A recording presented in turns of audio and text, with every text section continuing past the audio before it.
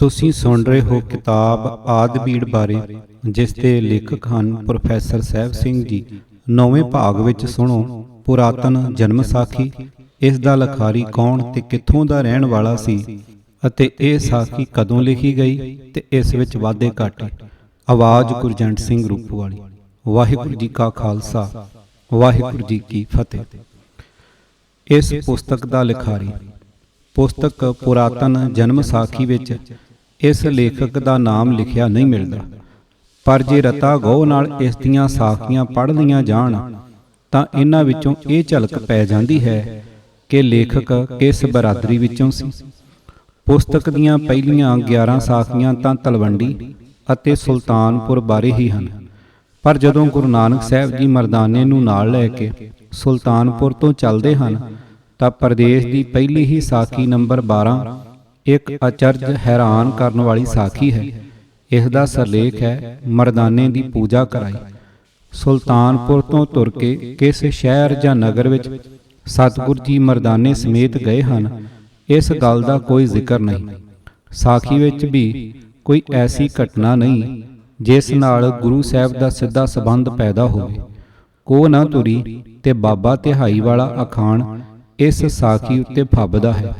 ਅਜੇ ਸੁਲਤਾਨਪੁਰੋਂ ਤੁਰੇ ਹੀ ਹਨ ਅਤੇ ਮਰਦਾਨੇ ਦੀ ਭੁੱਖ ਦਾ ਜ਼ਿਕਰ ਚੱਲ ਪਿਆ ਹੈ। ਸਤਿਗੁਰ ਜੀ ਮਰਦਾਨੇ ਨੂੰ ਪੁੱਛਦੇ ਹਨ, ਮਰਦਾਨਿਆ ਭੁੱਖ ਲੱਗੀ ਹਾਂ? ਤਾਂ ਮਰਦਾਨਾ ਉੱਤਰ ਦਿੰਦਾ, ਜੀ ਤੂੰ ਸਭ ਕੁਝ ਜਾਣਦਾ ਹੈ। ਗੁਰੂ ਸਾਹਿਬ ਆਖਿਆ, ਮਰਦਾਨਿਆ ਸਿੱਧੋਂ ਹੀ ਵਸਦੀ ਜਾਏ ਖਲੋ, ਅੱਗੇ ਉੱਪਲ ਖੱਤਰੀ ਹਨ ਤੇ ਇਸ ਦੇ ਘਰ ਜਾਏ ਖਲੋ, ਉੱਥੇ ਉਹ ਖਵਾਉਂਦੇ ਹਨਗੇ। ਤੈਨੂੰ ਜਾਂਦੇ ਹੀ ਨਾਲ ਜੋ ਕੋਈ ਆਏ ਮੂੰਹ ਲੱਗੇਗਾ, ਸੋਈ ਆਏ ਪੈਰੀ ਪਵੇਗਾ। 36 ਅੰਮ੍ਰਿਤ ਆਣ ਆਗੇ ਰੱਖਣਗੇ, ਕੋਈ ਪੁੱਛਿਆ ਵੀ ਨਹੀਂ ਜੋ ਤੂੰ ਕਿੱਥੋਂ ਆਇਆ ਹੈ, ਕਿਸ ਦਾ ਆਦਮੀ ਹੈ। ਸਾਖੀ ਵਾਲਾ ਲਿਖਦਾ ਹੈ ਕਿ ਗੁਰੂ ਨਾਨਕ ਸਾਹਿਬ ਜੀ ਦੀ ਆਗਿਆ ਅਨੁਸਾਰ ਮਰਦਾਨਾ ਜਾਏ ਗਿਆ ਤਾਂ ਸਾਰਾ ਸ਼ਹਿਰ ਆਏ ਪੈਰੀ ਪਿਆ। ਜਾਂ ਗਿਆ ਤਾਂ ਪੰਜੀਹੇ ਕੱਪੜੇ ਪੰਡ ਬੰਨ ਕੇ ਲੈ ਆਇਆ। ਬਾਬਾ ਹੱਸਦਾ ਹੱਸਦਾ ਨਿਲੋਟ ਹੋਇਆ। ਇਸ ਪੁਸਤਕ ਦੀਆਂ 57 ਸਾਖੀਆਂ ਹਨ। ਹੋਰ ਕਿਸੇ ਵੀ ਸਾਖੀ ਵਿੱਚ ਕਿਸੇ ਮਨੁੱਖ ਦੀ ਜਾਂ ਕਿਸੇ ਬਰਾਦਰੀ ਦੀ ਇਤਨੀ ਸ਼ੋਭਾ ਨਹੀਂ ਕੀਤੀ ਜਿਤਨੀ ਇਹਨਾਂ ਉੱਪਲ ਖੱਤਰੀਆਂ ਦੀ ਕੀਤੀ ਹੈ। ਪਰ ਲੇਖਕ ਇਹ ਨਹੀਂ ਦੱਸਦਾ ਕਿ ਕਿਸ ਨਗਰ ਜਾਂ ਸ਼ਹਿਰ ਦੀ ਵਾਰਤਾ ਹੈ। ਇਸ ਤਰ੍ਹਾਂ ਬਨਾਵਟ ਦਾ ਪਾਜ ਉਕੜ ਜਾਂਦਾ ਸੀ। ਸੋ ਉੱਪਲ ਖੱਤਰੀਆਂ ਦੀ ਇਸ ਵਿੱਤੋਂ ਵੱਧ ਕੇ ਕੀਤੀ ਹੋਈ ਸੇਵਾ ਦਾ ਜ਼ਿਕਰ ਸਾਫ਼ ਜ਼ਾਹਰ ਕਰਦਾ ਹੈ ਕਿ ਪੁਰਾਤਨ ਜਨਮ ਸਾਖੀ ਦਾ ਲੇਖਕ ਆਪ ਹੀ ਉੱਪਲ ਖੱਤਰੀ ਸੀ।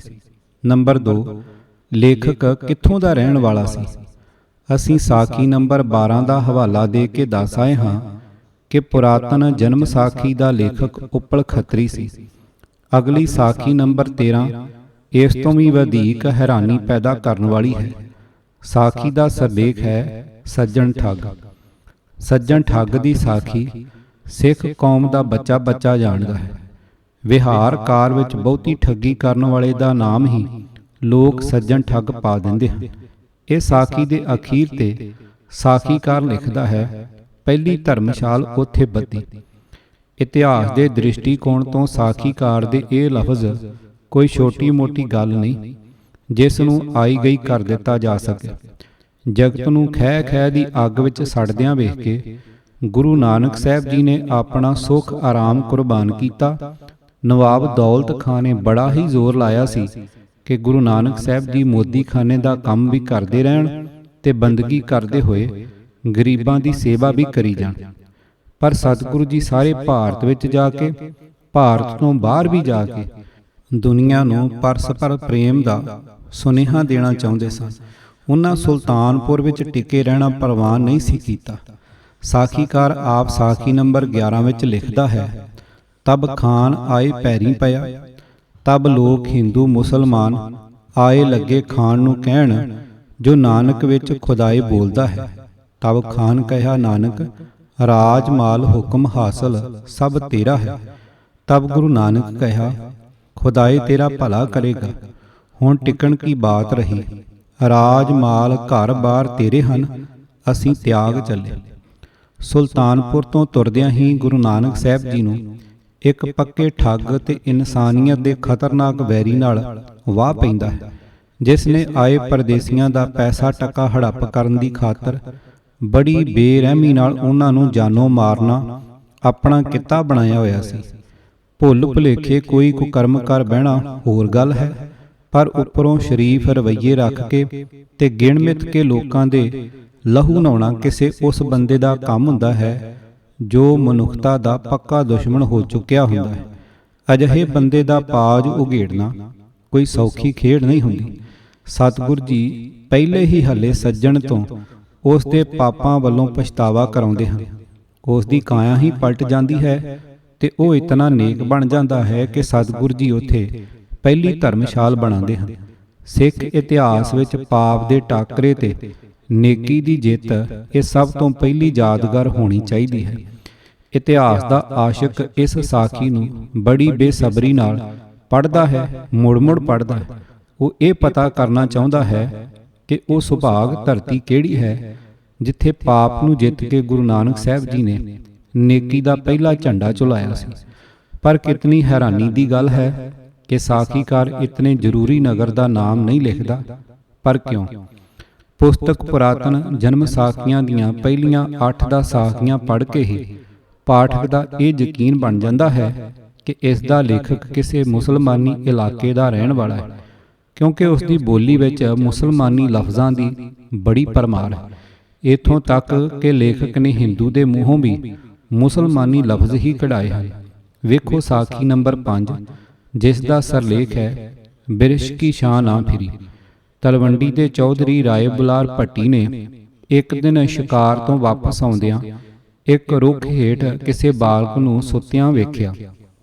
ਹੋਰ ਸਭਨਾਂ ਰੁੱਖਾਂ ਦੀ ਛਾਂ ਪਰਤ ਚੁੱਕੀ ਹੋਈ ਸੀ, ਪਰ ਉਸ ਰੁੱਖ ਦੀ ਛਾਂ ਉੱਥੇ ਹੀ ਕਾਇਮ ਸੀ ਜਿੱਥੇ ਉਹ ਬਾਲਕ ਸੁੱਤਾ ਪਿਆ ਸੀ। ਸਾਖੀਕਾਰ ਲਿਖਦਾ ਹੈ, ਜਦ ਉਠਾਇਆ ਤਾਂ ਕਾਲੂ ਦਾ ਪੁੱਤ ਹੈ। ਰਾਏ ਬੁਲਾਰ ਨੇ ਘਰ ਆ ਕੇ ਬਾਬਾ ਕਾਲੂ ਜੀ ਨੂੰ ਸਦਵਾਇਆ ਤੇ ਆਖਿਆ, ਕਾਲੂ, ਮਤ ਇਸ ਪੁੱਤਰ ਨੂੰ ਫਿੱਟ ਮਾਰ ਦਿੰਦਾ ਹੋਵੇਂ। ਇਹ ਮਹਾਂਪੁਰਖ ਹੈ, ਇਸ ਦਾ ਸਦਕਾ ਮੇਰਾ ਸ਼ਹਿਰ ਵਸਦਾ ਹੈ। ਕਾਲੂ, ਤੂੰ ਵੀ ਨਿਹਾਲ ਹੋਆ ਅਤੇ ਮੈਂ ਵੀ ਨਿਹਾਲ ਹਾਂ, ਜਿਸ ਦੇ ਸ਼ਹਿਰ ਵਿੱਚ ਇਹ ਪੈਦਾ ਹੋਇਆ ਹੈ। ਤਬ ਕਾਲੂ ਆਖਿਆ, ਜੀ ਖੁਦਾਏ ਦੀਆਂ ਖੁਦਾਏ ਹੀ ਜਾਣੇ। ਮੁਸਲਮਾਨੀ ਆਂਢ ਗੁਆਂਢ ਵਿੱਚ ਵਸਣ ਵਾਲਾ ਹਿੰਦੂ ਹੀ ਸਧਾਰਨ ਬੋਲ ਚਾਲ ਵਿੱਚ ਲਫ਼ਜ਼ ਖੁਦਾਏ ਵਰਤੇਗਾ, ਨਹੀਂ ਤਾਂ ਆਮ ਹਿੰਦੂ ਦੇ ਮੂੰਹੋਂ ਪਰਮਾਤਮਾ ਹੀ ਨਿਕਲੇਗਾ। ਲੇਖਕ ਉੱਤੇ ਨਿਰੀ ਮੁਸਲਮਾਨੀ ਬੋਲੀ ਦਾ ਹੀ ਅਸਰ ਨਹੀਂ ਹੈ, ਮੁਸਲਮਾਨੀ ਖਿਆਲਾਂ ਦਾ ਤੇ ਰਵਾਇਤਾਂ ਦਾ ਵੀ ਡੂੰਘਾ ਅਸਰ ਜਾਪਦਾ ਹੈ। ਸਿੱਖ ਇਤਿਹਾਸ ਵਿੱਚ ਵੇਈ ਨਦੀ ਦੀ ਸਾਖੀ ਬਹੁਤ ਪ੍ਰਸਿੱਧ ਹੈ, ਜਿਸ ਦੀ ਰਾਹੀਂ ਇਹ ਦੱਸਿਆ ਜਾਂਦਾ ਹੈ ਕਿ ਗੁਰੂ ਨਾਨਕ ਸਾਹਿਬ ਜੀ ਪਰਮਾਤਮਾ ਦੀ ਹਜ਼ੂਰੀ ਵਿੱਚ ਪੇਸ਼ ਕੀਤੇ ਗਏ ਸਨ। ਵੇਈ ਨਦੀ ਸੁਲਤਾਨਪੁਰ ਦੇ ਕੋਲੋਂ ਦੀ ਲੰਘਦੀ ਹੈ। ਗੁਰੂ ਸਾਹਿਬ ਹਰ ਰੋਜ਼ ਸਵੇਰੇ ਅੰਮ੍ਰਿਤ ਵੇਲੇ ਇਸ ਵਿੱਚ ਇਸ਼ਨਾਨ ਕਰਨ ਜਾਇਆ ਕਰਦੇ ਸਨ। ਵੇਈ ਪ੍ਰਵੇਸ਼ ਦੇ ਸਰਲੇਖ ਵਾਲੀ ਸਾਖੀ ਨੰਬਰ 10 ਵਿੱਚ ਲੇਖਕ ਲਿਖਦਾ ਹੈ ਕਿ ਇੱਕ ਦਿਨ ਕੱਪੜੇ ਲਾਹੇ ਖਿਜ਼ਮਤਦਾਰ ਦੇ ਹਵਾਲੇ ਕੀਤੇ, ਆਪ ਨਹਾਵਣ ਪਿਆ। ਜਿਉਂ ਪਾਇਆ ਤਿਉਂ ਆਗਿਆ ਪਰਮੇਸ਼ਰ ਕੀ ਨਾਲ, ਸੇਵਕ ਲੈ ਗਏ ਦਰਗਾਹ ਪਰਮੇਸ਼ਰ ਕੀ।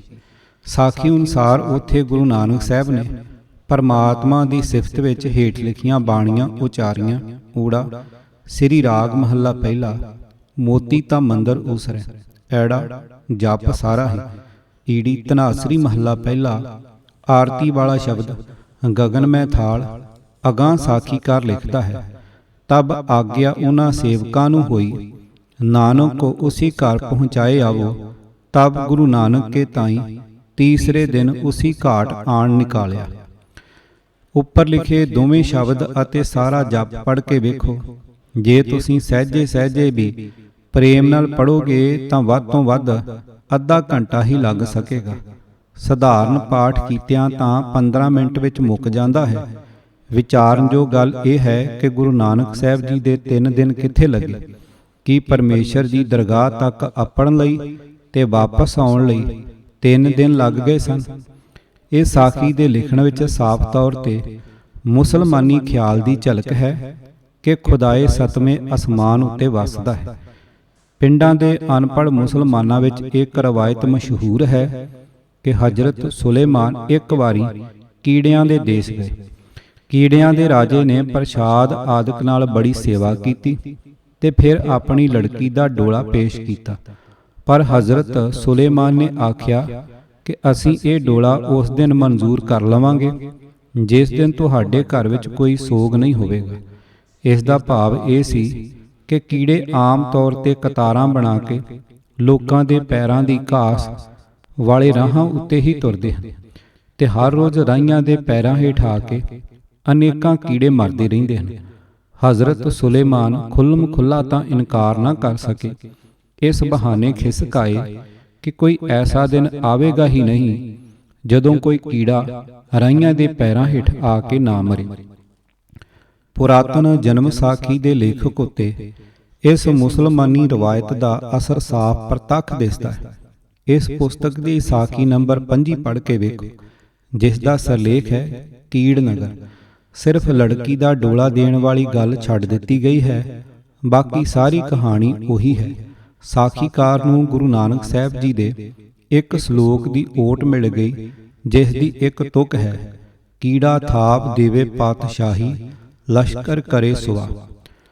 ਪੜ੍ਹਿਆ ਹੋਵੇ ਚਾਹੇ ਅਨਪੜ੍ਹ, ਕੋਈ ਵਿਰਲਾ ਹੀ ਪੱਗਬੰਨ ਮੁਸਲਮਾਨ ਹੋਵੇਗਾ ਜਿਸ ਨੂੰ ਇਹ ਪਤਾ ਨਾ ਹੋਵੇ ਕਿ ਖੁਦਾਏ ਨੇ ਹਜ਼ਰਤ ਇਬਰਾਹੀਮ ਪਾਸੋਂ ਪੁੱਤਰ ਦੀ ਕੁਰਬਾਨੀ ਮੰਗੀ ਸੀ। ਹਜ਼ਰਤ ਨੇ ਰੱਬ ਦਾ ਹੁਕਮ ਤਾਂ ਮੰਨ ਲਿਆ ਸੀ, ਪਰ ਇਹ ਇਜਾਜ਼ਤ ਲੈ ਲਈ ਸੀ ਕਿ ਮੈਂ ਆਪਣੀਆਂ ਅੱਖਾਂ ਨੂੰ ਪੱਟੀ ਬੰਨ੍ਹ ਕੇ ਪੁੱਤਰ ਨੂੰ ਜ਼ਬਾ ਕਰਾਂਗਾ ਤੇ ਫਿਰ ਖੁਦਾਏ ਦੀ ਬਰਕਤ ਨਾਲ ਉਸ ਦੇ ਪੁੱਤਰ ਦੇ ਥਾਂ ਇੱਕ ਪਸ਼ੂ ਜ਼ਿਬਾ ਹੋ ਗਿਆ ਸੀ। ਸਾਡਾ ਸਾਖੀਕਾਰ ਮੁਸਲਮਾਨੀ ਇਲਾਕੇ ਦਾ ਰਹਿਣ ਵਾਲਾ ਸੀ। ਇਸ ਨੂੰ ਇਸ ਰਵਾਇਤ ਦਾ ਪਤਾ ਸੀ ਤੇ ਇਸ ਦੇ ਦਿਲ ਉੱਤੇ ਰਵਾਇਤ ਦਾ ਡੂੰਘਾ ਪ੍ਰਭਾਵ ਸੀ, ਜੋ ਸਾਖੀ ਨੰਬਰ 47 ਵਿੱਚੋਂ ਜ਼ਾਹਰ ਹੋ ਰਿਹਾ ਹੈ। ਇਹ ਸਾਖੀ ਰਾਜਾ ਸ਼ਿਵਨਾਬ ਨੂੰ ਮਿਲਣ ਬਾਰੇ ਹੈ। ਰਾਜਾ ਗੁਰੂ ਨਾਨਕ ਸਾਹਿਬ ਜੀ ਨੂੰ ਆਪਣੇ ਮਹਿਲਾਂ ਵਿੱਚ ਲੈ ਜਾਂਦਾ ਹੈ। ਉਹ ਤੇ ਉਸ ਦੀ ਰਾਣੀ ਦੋਵੇਂ ਬੇਨਤੀ ਕਰਦੇ ਹਨ ਕਿ ਪ੍ਰਸ਼ਾਦ ਛਕੋ। ਸਤਿਗੁਰ ਜੀ ਉਹਨਾਂ ਦੇ ਪੁੱਤਰ ਦਾ ਮਾਸ ਮੰਗਦੇ ਹਨ।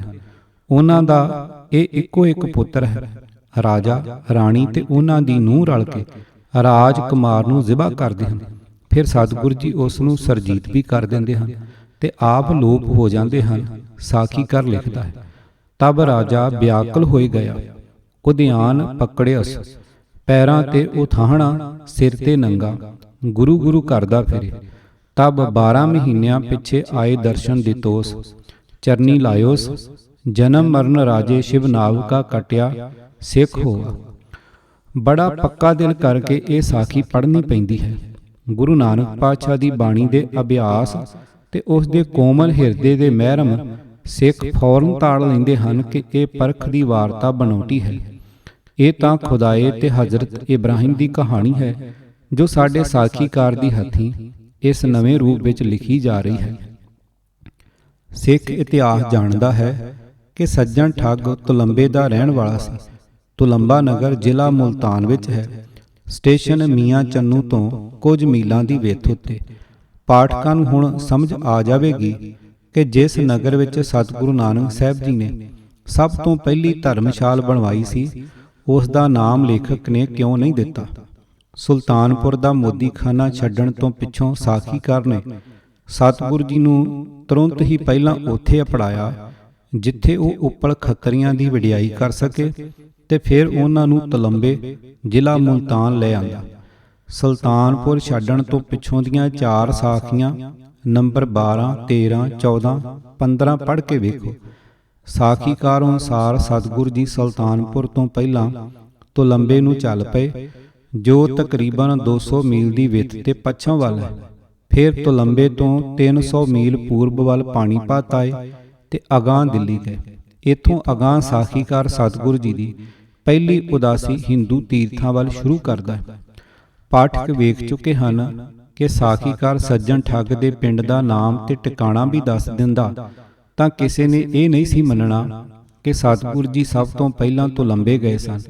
ਇਸ ਨਗਰ ਦਾ ਨਾਮ ਗੁਪਤ ਹੀ ਰੱਖਿਆ ਗਿਆ ਹੈ ਤਾਂ ਕਿ ਪਹਿਲੀ ਧਰਮਸ਼ਾਲ ਬਣਨ ਦਾ ਮਾਣ ਜੋ ਸਾਖੀਕਾਰ ਨੇ ਇਸ ਨੂੰ ਦਿੱਤਾ ਹੈ, ਉਹ ਪਾਠਕਾਂ ਦੇ ਮਨ ਵਿੱਚ ਟਿਕਿਆ ਰਹਿ ਸਕੇ। ਤੇ ਇਹ ਉਚੇਚਾ ਮਾਣ ਤੁਲੰਬੇ ਨੂੰ ਕਿਉਂ? ਇਸ ਦਾ ਪ੍ਰਤੱਖ ਕਾਰਨ ਇਹੀ ਦਿਸਦਾ ਹੈ ਕਿ ਪੁਰਾਤਨ ਜਨਮ ਸਾਖੀ ਦਾ ਕਰਤਾ ਆਪ ਤੁਲੰਬੇ ਦਾ ਵਸਨੀਕ ਸੀ, ਪਰ ਇਸ ਨਿੱਕੀ ਜਿਹੀ ਮਨੁੱਖੀ ਕਮਜ਼ੋਰੀ ਤੋਂ ਰਾਈ ਦਾ ਪਹਾੜ ਨਹੀਂ ਬਣਾਉਣਾ ਚਾਹੀਦਾ। ਨੰਬਰ 3, ਨਾ ਵਾਕਫੀਅਤ ਕਿ ਸਿਆਣਪ। ਜਿਸ ਲੇਖਕ ਨੂੰ ਇਹ ਪਤਾ ਹੈ ਕਿ ਗੁਰੂ ਨਾਨਕ ਸਾਹਿਬ ਜੀ ਨੇ ਸਭ ਤੋਂ ਪਹਿਲੀ ਧਰਮਸ਼ਾਲ ਸੱਜਣ ਠੱਗ ਦੇ ਨਗਰ ਵਿੱਚ ਬਣਾਈ ਸੀ, ਉਸ ਨੂੰ ਇਹ ਵੀ ਜ਼ਰੂਰੀ ਤੌਰ ਤੇ ਪਤਾ ਹੋਣਾ ਚਾਹੀਦਾ ਹੈ ਕਿ ਉਹ ਨਗਰ ਕਿਹੜਾ ਹੈ। ਉਸ ਨਗਰ ਦਾ ਪਤਾ ਥਹੁ ਦੇਣ ਤੋਂ ਉਕਾਈ ਕਿਸੇ ਨਾ ਵਾਕਫੀਅਤ ਜਾਂ ਭੋਲੇਪਨ ਵਿੱਚ ਨਹੀਂ ਹੋ ਗਈ। ਕਿਸੇ ਖਾਸ ਨੀਤੀ ਕਰਕੇ ਹੀ ਉਹ ਥਹੁ ਪਤਾ ਛੱਡ ਦਿੱਤਾ ਗਿਆ ਹੈ ਤੇ ਅਸੀਂ ਉਸ ਬਾਰੇ ਆਪਣੇ ਖਿਆਲ ਦੱਸ ਚੁੱਕੇ ਹਾਂ। ਪੁਰਾਤਨ ਜਨਮ ਸਾਖੀ ਦੀ ਸਾਖੀ ਨੰਬਰ 28 ਅਤੇ 32 ਪੜ੍ਹਦਿਆਂ ਇੱਕ ਅਜੀਬ ਹੈਰਾਨੀ ਪੈਦਾ ਹੁੰਦੀ ਹੈ। ਇਉਂ ਜਾਪਦਾ ਹੈ ਕਿ ਲੇਖਕ ਸਧਾਰਨ ਦੀਆਂ ਗੱਲਾਂ ਵੀ ਨਹੀਂ ਜਾਣਦਾ। ਸਾਖੀ ਨੰਬਰ 28 ਦਾ ਸਰਲੇਖ ਹੈ ਆਸਾ ਦੇਸ਼ ਸ਼ੇਖ ਫਰੀਦ ਨਾਲ ਗੋਸ਼ਟ। ਇਸ ਸਾਖੀ ਵਿੱਚ ਸਾਖੀਕਾਰ ਲਿਖਦਾ ਹੈ ਕਿ ਗੁਰੂ ਨਾਨਕ ਸਾਹਿਬ ਜੀ ਆਸਾ ਦੇਸ਼ ਵਿੱਚ ਗਏ। ਉੱਥੇ ਉਹਨਾਂ ਨੂੰ ਬਾਬਾ ਫਰੀਦ ਜੀ ਮਿਲੇ, ਜਿਨ੍ਹਾਂ ਨੇ ਆਪਣੇ ਪੱਲੇ ਕਾਠ ਦੀ ਰੋਟੀ ਬੱਧੀ ਹੋਈ ਸੀ। ਸਤਿਗੁਰੂ ਜੀ ਦੀ ਫਰੀਦ ਜੀ ਨਾਲ ਗੋਸ਼ਟ ਹੋਈ। ਇਸ ਤੋਂ ਅਗਾਂਹ ਲਿਖਿਆ ਹੈ ਕਿ ਇਹ ਦੋਵੇਂ ਮਹਾਂਪੁਰਖ ਜੰਗਲ ਵਿੱਚ ਹੀ ਰਾਤ ਰਹੇ। ਇੱਕ ਪ੍ਰੇਮੀ ਦੁੱਧ ਨਾਲ ਭਰ ਕੇ ਇੱਕ ਤਬਲ ਸਾਜ਼ ਇਹਨਾਂ ਵਾਸਤੇ ਲੈ ਆਇਆ। ਅਗਲੇ ਦਿਨ ਸਤਿਗੁਰੂ ਜੀ ਅਤੇ ਬਾਬਾ ਫਰੀਦ ਜੀ ਇੱਕ ਸ਼ਹਿਰ ਵਿੱਚ ਗਏ, ਜਿੱਥੋਂ ਦਾ ਰਾਜਾ ਉਸ ਦਿਨ ਮਰਿਆ ਸੀ। ਰਾਜੇ ਦੇ ਮ੍ਰਿਤਕ ਸਰੀਰ ਦਾ ਸੰਸਕਾਰ ਕੀਤਾ ਜਾ ਰਿਹਾ ਸੀ, ਪਰ ਖੋਪੜੀ ਸੜਦੀ ਨਹੀਂ ਸੀ। ਜੋਸ਼ੀ ਨੇ ਦੱਸਿਆ ਕਿ ਰਾਜੇ ਨੇ ਇੱਕ ਵਾਰੀ ਝੂਠ ਬੋਲਿਆ ਸੀ, ਜਿਸ ਕਰਕੇ ਖੋਪੜੀ ਨਹੀਂ ਸੜਦੀ। ਹੁਣ ਕਿਸੇ ਮਹਾਤਮਾ ਦੇ ਇੱਥੇ ਚਰਨ ਪਿਆ ਖੋਪੜੀ ਦਾ ਸੰਸਕਾਰ ਹੋ ਸਕੇਗਾ। ਉਤਨੇ ਨੂੰ ਸਤਿਗੁਰੂ ਜੀ ਅਤੇ ਫਰੀਦ ਜੀ ਜਾ ਪਹੁੰਚੇ ਤੇ ਰਾਜੇ ਦੀ ਖੋਪੜੀ ਦਾ ਸੰਸਕਾਰ ਹੋ ਗਿਆ। ਲੋਕਾਂ ਨੇ ਪ੍ਰਸ਼ਾਦ ਆਦਿਕ ਨਾਲ ਬੜੀ ਸੇਵਾ ਕੀਤੀ, ਪਰ ਬਾਬਾ ਫਰੀਦ ਜੀ ਨੇ ਕਿਹਾ, ਅਸਾਂ ਰੋਟੀ ਖਾਧੀ ਹੋਈ ਹੈ। ਉਸ ਨਗਰ ਦੇ ਲੋਕ ਹੈਰਾਨ ਹੋ ਕੇ ਆਖਣ ਲੱਗੇ, ਹੇ ਬੰਦੇ ਖੁਦਾਏ ਕੇ, ਤੂੰ ਕੋਈ ਉਸੇ ਮੁਲਕ ਦਾ ਕੂੜਿਆਰ ਹੈ ਜਿਸ ਮੁਲਕ ਫਰੀਦ ਰਹਿੰਦਾ ਹੈ, ਜੋ ਰੋਟੀ ਕਾਟ ਕੀ ਹੈਸ, ਅਤੇ ਜੇ ਕੋਈ ਰੋਟੀ ਦਿੰਦਾ ਹੈ ਤਾਂ ਆਖਦਾ ਹੈ ਜੋ ਮੈਂ ਖਾਧੀ ਹੈ ਅਤੇ ਪੱਲੇ ਵੀ ਬੰਦੀ ਹੈ।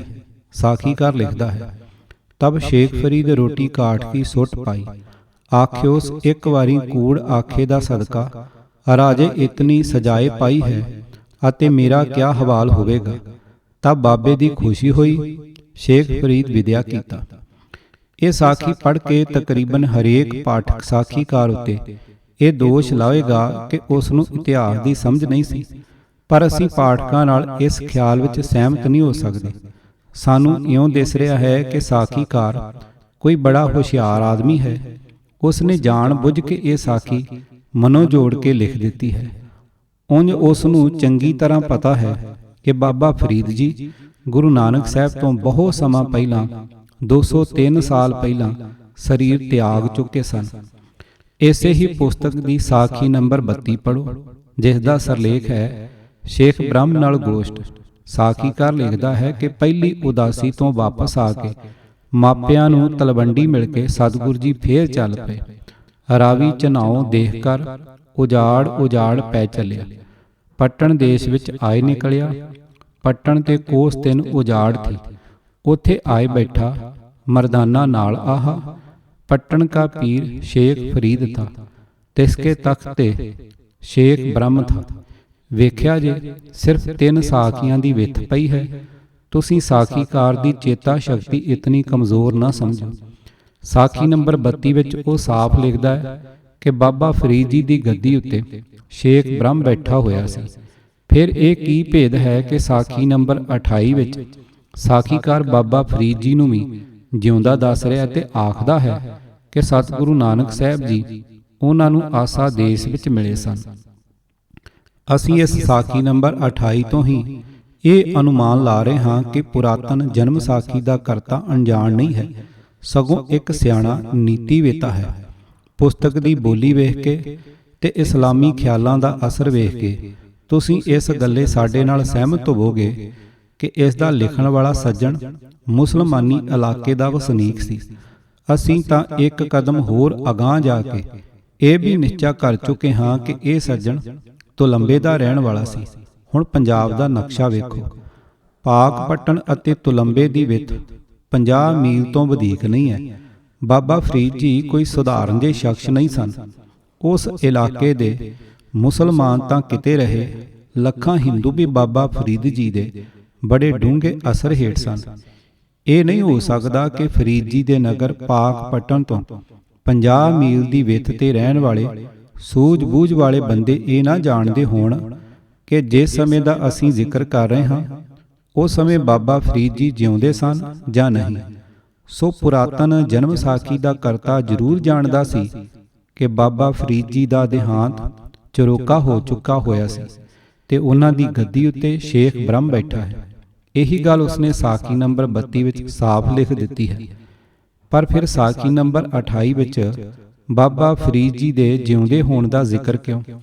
ਜੇ ਤੁਸੀਂ ਗੌਰ ਨਾਲ ਮੁੜ-ਮੁੜ ਇਸ ਸਾਖੀ ਨੂੰ ਪੜ੍ਹੋਗੇ ਤਾਂ ਤੁਹਾਨੂੰ ਇਸ ਵਿੱਚ ਕਈ ਗੁੱਝੀਆਂ ਰਮਜ਼ਾਂ ਦਿਸਣਗੀਆਂ। ਲੱਖਾਂ ਮੁਰੀਦਾਂ ਵਾਲੇ ਬਾਬਾ ਫਰੀਦ ਜੀ ਕਿਸੇ ਆਸਾ ਦੇਸ਼ ਵਿੱਚ ਇੱਕ ਗੁਮਨਾਮ ਜਿਹੀ ਹਾਲਤ ਵਿੱਚ ਇਕੱਲੇ ਫਿਰਦੇ ਵਿਖਾਏ ਗਏ ਹਨ। ਜਦੋਂ ਉਸ ਦੇਸ਼ ਦੇ ਕਿਸੇ ਸ਼ਹਿਰ ਵਿੱਚ ਬਾਬਾ ਫਰੀਦ ਜੀ ਗੁਰੂ ਨਾਨਕ ਸਾਹਿਬ ਜੀ ਦੇ ਨਾਲ ਜਾਂਦੇ ਹਨ ਤਾਂ ਉੱਥੋਂ ਦੇ ਲੋਕ ਫਰੀਦ ਜੀ ਦੀ ਕਾਠ ਦੀ ਰੋਟੀ ਦਾ ਮਖੌਲ ਉਡਾਉਂਦੇ ਹਨ ਤੇ ਇਸ਼ਾਰਿਆਂ ਵਿੱਚ ਹੀ ਬਾਬਾ ਫਰੀਦ ਜੀ ਨੂੰ ਕੂੜਿਆਰ ਆਖਦੇ ਹਨ। ਬਾਬਾ ਜੀ ਵੀ ਉਹਨਾਂ ਸੱਤਵਾਦੀ ਲੋਕਾਂ ਤੇ ਹਾਸਾ ਕਰਨ ਤੇ ਕਾਠ ਦੀ ਰੋਟੀ ਪੱਲੇ ਬੰਨਣ ਨੂੰ ਕੂੜਾ ਪਖੰਡ ਤਸਲੀਮ ਕਰਦੇ ਹਨ ਤੇ ਉਹ ਰੋਟੀ ਸੁੱਟ ਪਾਉਂਦੇ ਹਨ। ਸਤਿਗੁਰੂ ਨਾਨਕ ਸਾਹਿਬ ਜੀ ਬਾਬਾ ਫਰੀਦ ਜੀ ਦੇ ਇਸ ਫੈਸਲੇ ਨੂੰ ਪਸੰਦ ਕਰਦੇ ਹਨ। ਵੇਖੀ ਜੇ ਸਾਖੀਕਾਰ ਦੀ ਹੁਸ਼ਿਆਰੀ। ਉਸ ਮੁਸਲਮਾਨੀ ਇਲਾਕੇ ਦਾ ਵਸਨੀਕ ਜਿੱਥੇ ਬਾਬਾ ਫਰੀਦ ਜੀ ਦੀ ਤਾਲੀਮ ਦਾ ਬੜਾ ਪ੍ਰਚਾਰ ਹੈ, ਆਪਣੀ ਅੱਖੀਂ ਵੇਖਦਾ ਤੇ ਕੰਨੀ ਸੁਣਦਾ ਹੈ ਕਿ ਬਾਬਾ ਜੀ ਦੇ ਜਾਨਸ਼ੀਨਾਂ ਨੇ ਇਹ ਕਾਠ ਦੀ ਰੋਟੀ ਦਾ ਪਖੰਡ ਘੜ ਲਿਆ ਹੋਇਆ ਹੈ ਤੇ ਗੁਰੂ ਨਾਨਕ ਪਾਤਸ਼ਾਹ ਦੇ ਨਾਮ ਲੈਵਾ ਸਿੱਖ ਵੀ ਉਸ ਕਾਠ ਦੀ ਰੋਟੀ ਦੀ ਕਹਾਣੀ ਨੂੰ ਠੀਕ ਮੰਨ ਰਹੇ ਹਨ, ਜੋ ਸਰਾਸਰ ਸਿੱਖ ਧਰਮ ਦੇ ਉਲਟ ਹੈ। ਸਾਖੀਕਾਰ ਇੱਕ ਮਨ ਘੜਤ ਸਾਖੀ ਪੇਸ਼ ਕਰਕੇ ਬੜੇ ਨਰਮ ਪਰ ਹਾਸਰਸ ਭਰੇ ਢੰਗ ਨਾਲ ਅਸਲੀਅਤ ਖੋਲ ਗਿਆ ਹੈ। ਇੱਥੇ ਸਾਨੂੰ ਇੱਕ ਹੋਰ ਗੱਲ ਵੀ ਚੇਤੇ ਰੱਖਣੀ ਪਵੇਗੀ। ਸਾਖੀ ਨੰਬਰ 32 ਵਿੱਚ ਸਤਿਗੁਰ ਜੀ ਦੀ ਸ਼ੇਖ ਬ੍ਰਹਮ ਨਾਲ ਗੋਸ਼ਟ ਦੱਸੀ ਗਈ ਹੈ। ਸ਼ੇਖ ਬ੍ਰਹਮ ਬਾਬਾ ਫਰੀਦ ਜੀ ਤੋਂ 11ਵੇਂ ਥਾਂ ਤੇ ਸੀ। ਉਸ ਵਕਤ ਤੱਕ ਅਜੇ ਬਾਬਾ ਜੀ ਦੀ ਕੋਈ ਕਾਠ ਦੀ ਰੋਟੀ ਨਹੀਂ ਬਣੀ ਸੀ। ਜੇ ਹੁੰਦੀ ਤਾਂ ਸਤਿਗੁਰੂ ਨਾਨਕ ਸਾਹਿਬ ਜੀ ਇਸ ਵਿਖਾਵੇ ਨੂੰ ਨਸ਼ਰ ਕਰਨੋਂ ਕਦੇ ਨਾ ਰੁਕਦੇ। ਪੁਰਾਤਨ ਜਨਮ ਸਾਖੀ ਦੇ ਲਿਖੇ ਜਾਣ ਦੇ ਸਮੇਂ ਤੱਕ ਇਹ ਰੋਟੀ ਬਣ ਚੁੱਕੀ ਹੋਈ ਸੀ ਤੇ ਇਸ ਦਾ ਪ੍ਰਚਾਰ ਕਾਫੀ ਹੋ ਚੁੱਕਿਆ ਹੋਇਆ ਸੀ। ਸਮੇਂ ਤੇ ਦੇਸ਼ ਦੇ ਹਾਲਾਤ ਅਨੁਸਾਰ ਸਾਖੀਕਾਰ ਨੇ ਰਾਹ ਨਾਲ ਉਸ ਦਾ ਖੰਡਨ ਕਰ ਦਿੱਤਾ ਹੈ। ਨੰਬਰ 4, ਚੌਗਿਰਦੇ ਦੀ ਵਾਕਫੀਅਤ। ਅਸੀਂ ਵੇਖ ਚੁੱਕੇ ਹਾਂ ਕਿ ਕਈ ਗੱਲਾਂ ਵਿੱਚ ਪੁਰਾਤਨ ਜਨਮ ਸਾਖੀ ਦਾ ਕਰਤਾ ਬੜਾ ਸਿਆਣਾ ਤੇ ਹੁਸ਼ਿਆਰ ਆਦਮੀ ਸੀ, ਪਰ ਕਈ ਸਾਖੀਆਂ ਤੋਂ ਇਉਂ ਪਿਆ ਦਿਸਦਾ ਹੈ ਕਿ ਲੇਖਕ ਨੂੰ ਆਪਣੇ ਚੌਗਿਰਦੇ ਦੀ ਠੀਕ ਵਾਕਫੀ ਨਹੀਂ ਸੀ।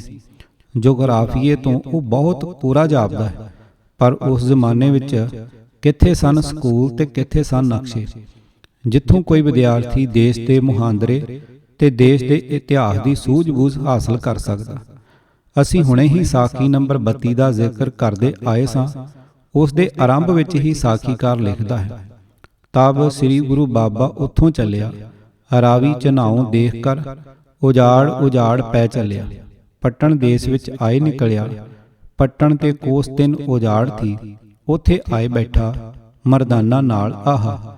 ਉੱਥੋਂ ਚੱਲਿਆ ਦਾ ਭਾਵ ਹੈ ਆਪਣੇ ਪਿੰਡ ਤਲਵੰਡੀ ਤੋਂ, ਕਿਉਂਕਿ ਸਾਖੀ ਨੰਬਰ 31 ਵਿੱਚ ਮਾਤਾ ਪਿਤਾ ਜੀ ਨਾਲ ਦਾ ਹੀ ਜ਼ਿਕਰ ਹੈ। ਮਾਤਾ ਪਿਤਾ ਨੂੰ ਮਿਲ ਕੇ ਆਪਣੇ ਪਿੰਡ ਤੋਂ ਸਤਿਗੁਰ ਜੀ ਮਰਦਾਨੇ ਸਮੇਤ ਫਿਰ ਚੱਲ ਪਏ। ਹੁਣ ਪੰਜਾਬ ਦਾ ਨਕਸ਼ਾ ਖੋਲ ਕੇ ਵੇਖੋ। ਤਲਵੰਡੀ 2 ਦਰਿਆਵਾਂ ਦੇ ਵਿਚਕਾਰ ਹੈ। ਉੱਤਰ ਵੱਲ ਚਨਾਬ ਹੈ ਤੇ ਦੱਖਣ ਵੱਲ ਰਾਵੀ ਹੈ। ਰਾਵੀ ਤੋਂ ਹੇਠਾਂ ਦੱਖਣ ਵੱਲ ਪਾਕਪਟਨ ਹੈ। ਜੇ ਕਿਸੇ ਨੇ ਤਲਵੰਡੀ ਤੋਂ ਪਾਕਪਟਨ ਵੱਲ ਆਉਣਾ ਹੋਵੇ ਤਾਂ ਰਾਹ ਵਿੱਚ ਉਸ ਨੂੰ ਸਿਰਫ ਰਾਵੀ ਦਰਿਆ ਲੰਘਣਾ ਪਵੇਗਾ। ਚਨਾਬ ਵੱਲ ਜਾਣ ਦੀ ਲੋੜ ਨਹੀਂ ਪੈਂਦੀ। ਚਨਾਬ ਤਾਂ ਤਲਵੰਡੀ ਤੋਂ ਦੂਰ ਉਤਾਂ ਉੱਤਰ ਵੱਲ ਰਹਿ ਜਾਂਦਾ ਹੈ। ਇਉਂ ਜਾਪਦਾ ਹੈ ਕਿ ਸਾਖੀਕਾਰ ਨੇ ਇਨ੍ਹਾਂ ਦਰਿਆਵਾਂ ਦੇ ਸਿਰਫ ਨਾਮ ਹੀ ਸੁਣੇ ਹੋਏ ਸਨ। ਉਹ ਆਪ ਕਦੇ ਤਲਵੰਡੀ ਗਿਆ ਵੀ ਨਹੀਂ ਸੀ, ਕਿਉਂਕਿ ਉਸ ਦਾ ਆਪਣਾ ਨਗਰ ਤੁਲੰਬਾ ਵੀ ਰਾਵੀ ਤੋਂ ਹੇਠਲੇ ਪਾਸੇ ਹੀ ਸੀ, ਜਿੱਧਰ ਪਾਕਪਟਨ ਹੈ। ਜੇ ਉਸਨੇ ਪਿੰਡ ਤਲਵੰਡੀ ਕਦੇ ਵੇਖਿਆ ਹੁੰਦਾ ਤਾਂ ਇਹ ਨਾ ਲਿਖਦਾ ਕਿ ਤਲਵੰਡੀ ਤੋਂ ਚੱਲ ਕੇ ਸਤਿਗੁਰੂ ਜੀ ਰਾਵੀ ਤੇ ਚਨਾਬ ਦੇਖ ਕੇ ਪਾਕ ਪਟਨ ਆ ਗਏ। ਸਾਖੀਕਾਰ ਦੀ ਇਹੀ ਨਾਂ ਵਾਖ ਵੀ ਉਸ ਦੀ ਸਾਖੀ ਨੰਬਰ 40 ਤੋਂ ਸਾਫ਼ ਦਿਸ ਰਹੀ ਹੈ। ਇਹ ਸਾਖੀ ਦਾ ਸਰਲੇਖ ਹੈ ਕਰੋੜੀਆ। ਸਾਖੀ ਨੰਬਰ 38 ਅਤੇ 39 ਤਲਵੰਡੀ ਬਾਰੇ ਹੀ ਹਨ। ਨੰਬਰ 39 ਦੇ ਅਖੀਰ ਤੇ ਲਿਖਿਆ ਹੈ, ਤਦੋਂ ਬਾਬਾ ਰਮਦਾ ਰਿਹਾ ਕਰਤੇ। ਅਗਾਂਹ ਸਾਖੀ ਨੰਬਰ 40 ਇਉਂ ਚੱਲਦੀ ਹੈ, ਤਬ ਬਾਬਾ ਦਰਿਆਓ ਉੱਪਰ ਬਹਿ ਗਿਆ। ਤਲਵੰਡੀ ਦੇ ਨਜ਼ਦੀਕ ਇੱਕ ਥਾਂ, ਉਥੇ ਬਹੁਤ ਗੋਗਾ ਚੱਲਿਆ। ਜੋ ਕੋਈ ਸੁਣੇ ਸਭ ਆਵੇ। ਲੋਕ ਆਖਣ, ਜੋ ਕੋਈ ਖੁਦਾਏ ਦਾ ਫਕੀਰ ਪੈਦਾ ਹੋਇਆ ਹੈ, ਨਾਨਕ ਨਾਉ ਹੈਸ ਆਪਣੇ ਖੁਦਾਏ ਨਾਲ ਰੱਤਾ ਹੈ। ਤਬ ਜਿੱਥੇ ਬਾਬਾ ਰਹਿੰਦਾ ਸੀ ਉਥੇ ਗਰਾਉਂ ਪਾਸ ਇੱਕ ਕਰੋੜੀਆ ਰਹਿੰਦਾ ਸੀ। ਉਹਨ ਕਹਿਆ, ਇਹ ਕੌਣ ਹੈ? ਹਿੰਦੂ ਤਾਂ ਖਰਾਬ ਕੀਏ ਥੇ, ਪਰ ਮੁਸਲਮਾਨਾਂ ਕਾ ਵੀ ਈਮਾਨ ਖੋਇਆ। ਪਰ ਚਲੋ ਅਸੀਂ ਬੰਨ ਲੈ ਆਵਾਂਗੇ। ਤਬ ਲੋਕਾਂ ਕਹਿਆ, ਦੀਵਾਨ ਜੀ ਤੂੰ ਭੁੱਲਦਾ ਹੈ ਜੋ ਘੋੜੇ ਚੜ੍ਹਦਾ ਹੈ। ਤਾਂ ਕਰੋੜੀ ਪਿਆਦਾ ਹੋਏ ਚੱਲਿਆ। ਤਾਂ ਕਰੋੜੀ ਅਰਜ਼ ਕੀਤੀ, ਬਾਬਾ ਜੀ ਤੇਰਾ ਹੁਕਮ ਹੋਵੇ ਤਾਂ ਇੱਕ ਚੱਕ ਬਣਾਵਾਂ ਤੇਰੇ ਨਾਮ ਕਾ। ਕਰਤਾਰਪੁਰ ਨਾਉ ਰੱਖਿਆ, ਧਰਮਸ਼ਾਲਾ ਪਾਈਐ। ਇਸ ਸਾਖੀ ਵਿੱਚੋਂ ਤੁਸਾਂ ਵੇਖ ਲਿਆ ਹੈ ਕਿ ਸਾਖੀਕਾਰ ਦੇ ਭਾਣੇ ਕਰਤਾਰਪੁਰ ਤਲਵੰਡੀ ਦੇ ਕਿਤੇ ਬਹੁਤ ਨੇੜੇ ਆਪਣੇ ਪਿੰਡ ਤੁਲੰਬੇ ਬੈਠੇ ਹੋਏ ਨਹੀਂ। ਸਾਖੀ ਸੁਣੀ ਹੋਣੀ ਹੈ, ਪਰ ਉਸ ਨੂੰ ਇਹ ਪਤਾ ਨਹੀਂ ਸੀ ਕਿ ਤਲਵੰਡੀ ਤੇ ਕਰਤਾਰਪੁਰ ਵਿੱਚ 70 ਮੀਲਾਂ ਤੋਂ ਵਧੇਕ ਦੀ ਵਿੱਥ ਹੈ। ਨੰਬਰ 5 ਪੁਰਾਤਨ ਜਨਮ ਸਾਖੀ ਕਦੋਂ ਲਿਖੀ ਗਈ? ਨੰਬਰ 1 ਸਾਖੀ ਨੰਬਰ 3 ਵਿੱਚ ਲਿਖਿਆ ਹੈ, ਜਬ ਗੁਰੂ ਨਾਨਕ ਬਰਸਾ ਨਾਵਾਂ ਕਾ ਹੋਇਆ, ਤਬ ਫਿਰ ਤੋਰਕੀ ਪੜ੍ਹਨ ਪਾਇਆ। ਤਦੋਂ ਰਾਜ ਪਠਾਣਾ ਦਾ ਸੀ। ਤਦੋਂ ਮਦਰਸਿਆਂ ਵਿੱਚ ਫਾਰਸੀ ਪੜ੍ਹਾਉਂਦੇ ਸਨ। ਤੋਰਕੀ ਜਾਂ ਤੁਰਕੀ ਮੁਸਲਮਾਨਾਂ ਦੀ ਜ਼ਬਾਨ ਸੀ। ਲਫ਼ਜ਼ ਤੁਰਕ ਦਾ ਵਰਤਾਰਾ ਮੁਗਲ ਦੇ ਰਾਜ ਵੇਲੇ ਹੀ ਹੋਇਆ ਸੀ। ਸਾਖੀਕਾਰ ਦੇ ਲਫ਼ਜ਼ ਤੋਰਕੀ ਵਰਤਨ ਤੋਂ ਜ਼ਾਹਰ ਹੁੰਦਾ ਹੈ ਕਿ ਇਹ ਪੁਸਤਕ ਤਦੋਂ ਲਿਖੀ ਗਈ ਸੀ ਜਦੋਂ ਮੁਗਲਾਂ ਦਾ ਰਾਜ ਇੱਥੇ ਪੱਕਾ ਹੋ ਚੁੱਕਾ ਹੋਇਆ ਸੀ। ਨੰਬਰ 2 ਸਾਖੀ ਨੰਬਰ 24, 35, 36, 39, 42 ਅਤੇ 44 ਵਿੱਚ ਜਿਹੜੇ ਸ਼ਬਦ ਗੁਰੂ ਨਾਨਕ ਸਾਹਿਬ ਜੀ ਦੇ ਮੂੰਹੋਂ ਸਾਖੀਕਾਰ ਨੇ ਕਢਾਏ ਹਨ, ਉਹ ਗੁਰੂ ਅਰਜਨ ਸਾਹਿਬ ਦੇ ਹਨ। ਅਸੀਂ ਪਿੱਛੇ ਵੇਖ ਚੁੱਕੇ ਹਾਂ ਕਿ ਇਸ ਪੁਸਤਕ ਦਾ ਕਰਤਾ ਮੁਸਲਮਾਨੀ ਇਲਾਕੇ ਦਾ ਰਹਿਣ ਵਾਲਾ ਸੀ। ਕੇਂਦਰ ਤੋਂ ਦੁਰੇਡੇ ਇਲਾਕੇ ਵਿੱਚ ਗੁਰੂ ਅਰਜਨ ਸਾਹਿਬ ਦੇ ਸ਼ਬਦਾਂ ਨਾਲ ਸਾਂਝ ਗੁਰੂ ਗ੍ਰੰਥ ਸਾਹਿਬ ਦੀ ਬੀੜ ਤਿਆਰ ਹੋਣ ਤੋਂ ਪਿੱਛੋਂ ਹੀ ਵਧੇਕ ਸੰਭਵ ਹੈ। ਬੀੜ ਸੰਮਤ 1661 ਵਿੱਚ ਤਿਆਰ ਹੋਈ ਸੀ। ਹਰ ਹਾਲਤ ਵਿੱਚ ਇਹ ਪੁਸਤਕ ਗੁਰੂ ਅਰਜਨ ਸਾਹਿਬ ਤੋਂ ਪਹਿਲਾਂ ਦੀ ਨਹੀਂ ਹੈ ਤੇ ਗੁਰੂ ਅਰਜਨ ਸਾਹਿਬ ਜੀ ਸੰਮਤ 1638 ਵਿੱਚ ਗੁਰੂ ਬਣੇ ਸਨ। ਨੰਬਰ 3 ਹਰੇਕ ਸਾਖੀ ਦੇ ਖਤਮ ਹੋਣ ਤੇ ਸਾਖੀਕਾਰ ਨੇ ਲਫ਼ਜ਼ ਬੋਲੋ ਜੀ ਵਾਹਿਗੁਰੂ ਵਰਤੇ ਹਨ। ਇਹ ਉਹੀ ਲਫ਼ਜ਼ ਹਨ ਜੋ ਸਭ ਗੁਰਦੁਆਰਿਆਂ ਵਿੱਚ ਅਰਦਾਸ ਕਰਨ ਵੇਲੇ ਵਰਤੇ ਜਾਂਦੇ ਹਨ। ਇਹ ਵਿਚਾਰਨਯੋਗ ਗੱਲ ਹੈ ਕਿ ਇਹ ਵਾਕ ਹੁਣ ਕੀਤੀ ਜਾਣ ਵਾਲੀ ਅਰਦਾਸ ਦੇ ਬਣਨ ਸਮੇਂ ਸ਼ੁਰੂ ਹੋਇਆ ਜਾਂ ਪਹਿਲਾਂ ਵੀ ਵਰਤਣ ਵਿੱਚ ਆਉਂਦਾ ਸੀ। ਨੰਬਰ 4 ਪੁਸਤਕ ਦੀ ਬੋਲੀ ਇਸ ਨੂੰ ਕਿਸੇ ਸਮੇਂ ਦੇ ਨਾਲ ਜੋੜ ਸਕਦੀ ਹੈ। ਕੋਈ ਇੱਕ ਸਾਖੀ ਲੈ ਕੇ ਵੇਖੀਏ। ਸਾਖੀ ਨੰਬਰ 22 ਠੱਗਾਂ ਦਾ ਨਿਸਤਾਰਾ। ਤਬ ਉੱਥੋਂ ਚੱਲੇ, ਪੈਂਡੇ ਵਿੱਚ ਠੱਗ ਮਿਲ ਗਏ। ਦੇਖ ਕਰ ਆਖਿਓ ਨਾ, ਜਿਸ ਦੇ ਮੂੰਹ ਵਿੱਚ ਐਸੀ ਜੋਤ ਹੈ ਸੋ ਖਾਲੀ ਨਹੀਂ। ਇਸ ਦੇ ਪੱਲੇ ਬਹੁਤ ਦੁਨੀਆ ਹੈ ਪਰ ਗੁੱਝੀ ਹੈ। ਤਬ ਬਾਬੇ ਦੇ ਚਫੇਰੇ ਆਏ ਖੜੇ ਹੋਏ। ਤਬ ਦਰਸ਼ਨ ਦੇਖਣ ਨਾਲ ਸਭ ਆਏ ਅੰਦਰੋਂ ਨਿਬਲ ਹੋਏ। ਤਬ ਗੁਰੂ ਪੁੱਛਿਆ, ਤੁਸੀਂ ਕਵਣ ਅਸੋ? ਤਬ ਉਹ ਕੈਸਨ, ਅਸੀਂ ਠੱਗ ਹਾਂ, ਤੇਰੇ ਮਾਰਨ ਕੋ ਆਏ ਹਾਂ। ਤਬ ਬਾਬੇ ਆਖਿਆ, ਭਲਾ ਹੋਵੇ ਇੱਕ ਕੰਮ ਕਰਕੇ ਮਾਰੋ। ਤਬ ਉਹਨਾਂ ਕਿਹਾ, ਕਿਹੜਾ ਕੰਮ? ਤਬ ਬਾਬੇ ਕਿਹਾ, ਉਹ ਜੋ ਧੂਆਂ ਨਜ਼ਰ ਆਉਂਦਾ ਹੈ, ਤਹਾਂ ਤੇ ਅੱਗ ਲਿਆਵੋ, ਮਾਰ ਦਾਗ ਦੇਵੋ। ਇਸ ਉੱਪਰ ਦਿੱਤੀ ਵਾਰਤਕ ਵਿੱਚੋਂ ਹੇਠ ਲਿਖੇ ਲਫ਼ਜ਼ਾਂ ਨੂੰ ਗੌਰ ਨਾਲ ਵੇਖਣਾ। ਉੱਥੋਂ ਵਿੱਚ ਮਿਲ ਗਏ, ਦੇਖ ਕਰ, ਜੋਤ, ਪੱਲੇ, ਬਹੁਤਾ, ਚੁਫੇਰ, ਆਏ ਖੜੇ ਹੋਏ, ਦਰਸ਼ਨ, ਨਾਲ, ਅੰਦਰੋਂ, ਅਸੋਂ, ਹੋਏ, ਕਹਿਣ, ਇੱਕ ਕੰਮ ਕਰਕੇ ਮਾਰੋ, ਨਦਰ, ਆਗ, ਆਵੋ, ਮਾਰ। ਇਹਨਾਂ ਵਿੱਚੋਂ ਵਿੱਚ ਨਾਲ ਸੰਬੰਧਕ ਹਨ। ਇਹਨਾਂ ਦਾ ਇਹੀ ਜੋੜ ਗੁਰਬਾਣੀ ਵਿੱਚ ਮਿਲਦਾ ਹੈ। ਲਫ਼ਜ਼ ਚੁਫੇਰਿਓਂ ਕਿਰਿਆ ਵਿਸ਼ੇਸ਼ਣ ਹੈ। ਇਸ ਦੀ ਸਿਹਾਰੀ ਵੀ ਪੁਰਾਣੀ ਪੰਜਾਬੀ ਦੇ ਜੋੜਾਂ ਦੀ ਵੰਨਗੀ ਹੈ। ਆਵੋ ਮਾਰੋ ਹੁਕਮੀ ਭਵਿਖਤ ਹਨ, ਇਹ ਵੀ ਪੁਰਾਣੀ ਪੰਜਾਬੀ ਹੈ। ਗੁਰਬਾਣੀ ਵਿੱਚ ਇਹੀ ਜੋੜ ਮਿਲਣਗੇ। ਮਿਲ ਗਏ, ਦੇਖ ਕਰ ਦੋਹਰੀ ਕਿਰਿਆ ਦੀਆਂ ਵੰਨਗੀਆਂ ਹਨ, ਜਿੱਥੇ ਪਹਿਲਾ ਲਫ਼ਜ਼ ਹੀ ਸਿਹਾਰੀ ਨਾਲ ਆਉਂਦਾ ਹੈ। ਇਹ ਵੀ ਬਹੁਤ ਪੁਰਾਣੀ ਪੰਜਾਬੀ ਦੀ ਵੰਨਗੀ ਹੈ। ਲਫ਼ਜ਼ ਉਹ ਤੋਂ ਬਹੁਵਚਨ ਉਹ ਗੁਰਬਾਣੀ ਦੀ ਪੰਜਾਬੀ ਹੈ। ਉੱਥੋਂ ਅੰਦਰੋਂ ਪੁਰਾਣੀ ਪੰਜਾਬੀ ਦੇ ਅਪਾਦਾਨ ਕਾਰਕ ਦੇ ਨਮੂਨੇ ਹਨ। ਲਫ਼ਜ਼ ਜੋਤ, ਨਦਰ, ਆਗ ਦੇ ਸਿਹਾਰੀ ਵਾਲੇ ਜੋੜ ਗੁਰਬਾਣੀ ਦੇ ਜੋੜ ਹਨ। ਲਫ਼ਜ਼ ਕਹਿਣ, ਵਰਤਮਾਨ ਕਾਲ, ਅਨਪੁਰਖ ਬਹੁਵਚਨ ਹੈ। ਇਹ ਵੀ ਗੁਰਬਾਣੀ ਦੀ ਪੰਜਾਬੀ ਦੀ ਵੰਨਗੀ ਹੈ। ਇਹ ਸਾਰੇ ਲਫ਼ਜ਼ ਗੁਰੂ ਗ੍ਰੰਥ ਸਾਹਿਬ ਦੀ ਬਾਣੀ ਦੀ ਬੋਲੀ ਅੱਖਾਂ ਅੱਗੇ ਲੈ ਆਉਂਦੇ ਹਨ। ਪਰ ਪ੍ਰਸ਼ਨ ਇਹ ਹੈ ਕਿ ਵਾਰਤਕ ਵਿੱਚ ਲਫ਼ਜ਼ਾਂ ਦੇ ਇਹ ਜੋੜ ਤੇ ਵਿਆਕਰਨ ਦੇ ਇਹ ਨਿਯਮ ਕਦੋਂ ਤੋਂ ਵਰਤਣੇ ਬੰਦ ਹੋ ਗਏ? ਇੱਕ ਗੱਲ ਤੋਂ ਪ੍ਰਤੱਖ ਹੈ ਕਿ ਅੱਜ ਕੱਲ੍ਹ ਦੀ ਪੰਜਾਬੀ ਵਾਰਤਕ ਵਿੱਚ ਅਸੀਂ ਨਾ ਇਹ ਜੋੜ ਵਰਤ ਰਹੇ ਹਾਂ, ਨਾ ਇਹ ਵਿਆਕਰਣਕ ਨਿਯਮ ਵਰਤਦੇ ਹਾਂ। ਫਿਰ ਇਹ ਕਿਸ ਸਮੇਂ ਤੋਂ ਪਹਿਲਾਂ ਪ੍ਰਚਲਿਤ ਸਨ? ਇਸ ਪ੍ਰਸ਼ਨ ਦਾ ਉੱਤਰ ਲੱਭਣ ਲਈ ਪੁਰਾਤਨ ਜਨਮ ਸਾਖੀ ਅਤੇ ਬਾਲੇ ਵਾਲੀ ਜਨਮ ਸਾਖੀ ਦੀ ਬੋਲੀ ਦਾ ਆਪੋ ਵਿੱਚ ਟਾਕਰਾ ਕਰੀਏ। ਪੁਰਾਤਨ ਜਨਮ ਸਾਖੀ, ਸਾਖੀ ਨੰਬਰ 13, ਸੱਜਣ ਠੱਗ। ਜਾਂਦੇ ਜਾਂਦੇ ਸੇਖ ਸੱਜਣ ਕੈ ਘਰ ਜਾਏ ਨਿਕਲੇ। ਉਸ ਦਾ ਘਰ ਪੈਂਡੇ ਵਿੱਚ ਥਾ ਅਤੇ ਠਾਕੁਰ ਦੁਆਰਾ ਤੈ ਮਸੀਤ ਕਰ ਛੱਡੀ ਥੀ। ਜੇ ਕੋਈ ਹਿੰਦੂ ਆਵੇ ਤਾਂ ਠਾਕੁਰ ਦੇਵੇ, ਅਤੇ ਜੇ ਮੁਸਲਮਾਨ ਜਾਵੇ ਤਾਂ ਤਵੱਜਾ ਕਰੇ। ਅਰ ਜਾਂ ਰਾਤ ਪਵੇ ਤਾਂ ਆਖੇ ਚਲੋ ਜੀ ਸੋਵੋ। ਅੰਦਰ ਲੈ ਜਾਵੇ ਖੂਹੇ ਵਿੱਚ ਪਾਏ ਕਰ ਮਾਰੇ। ਅਰ ਜਾਂ ਸਬਾਹ ਹੋਵੇ ਤਾਂ ਆਸਾ ਤਸਬੀਹ ਹੱਥ ਮੇਂ ਲੈ ਮੁਸੱਲਾ ਪਾਏ ਬਹਿ।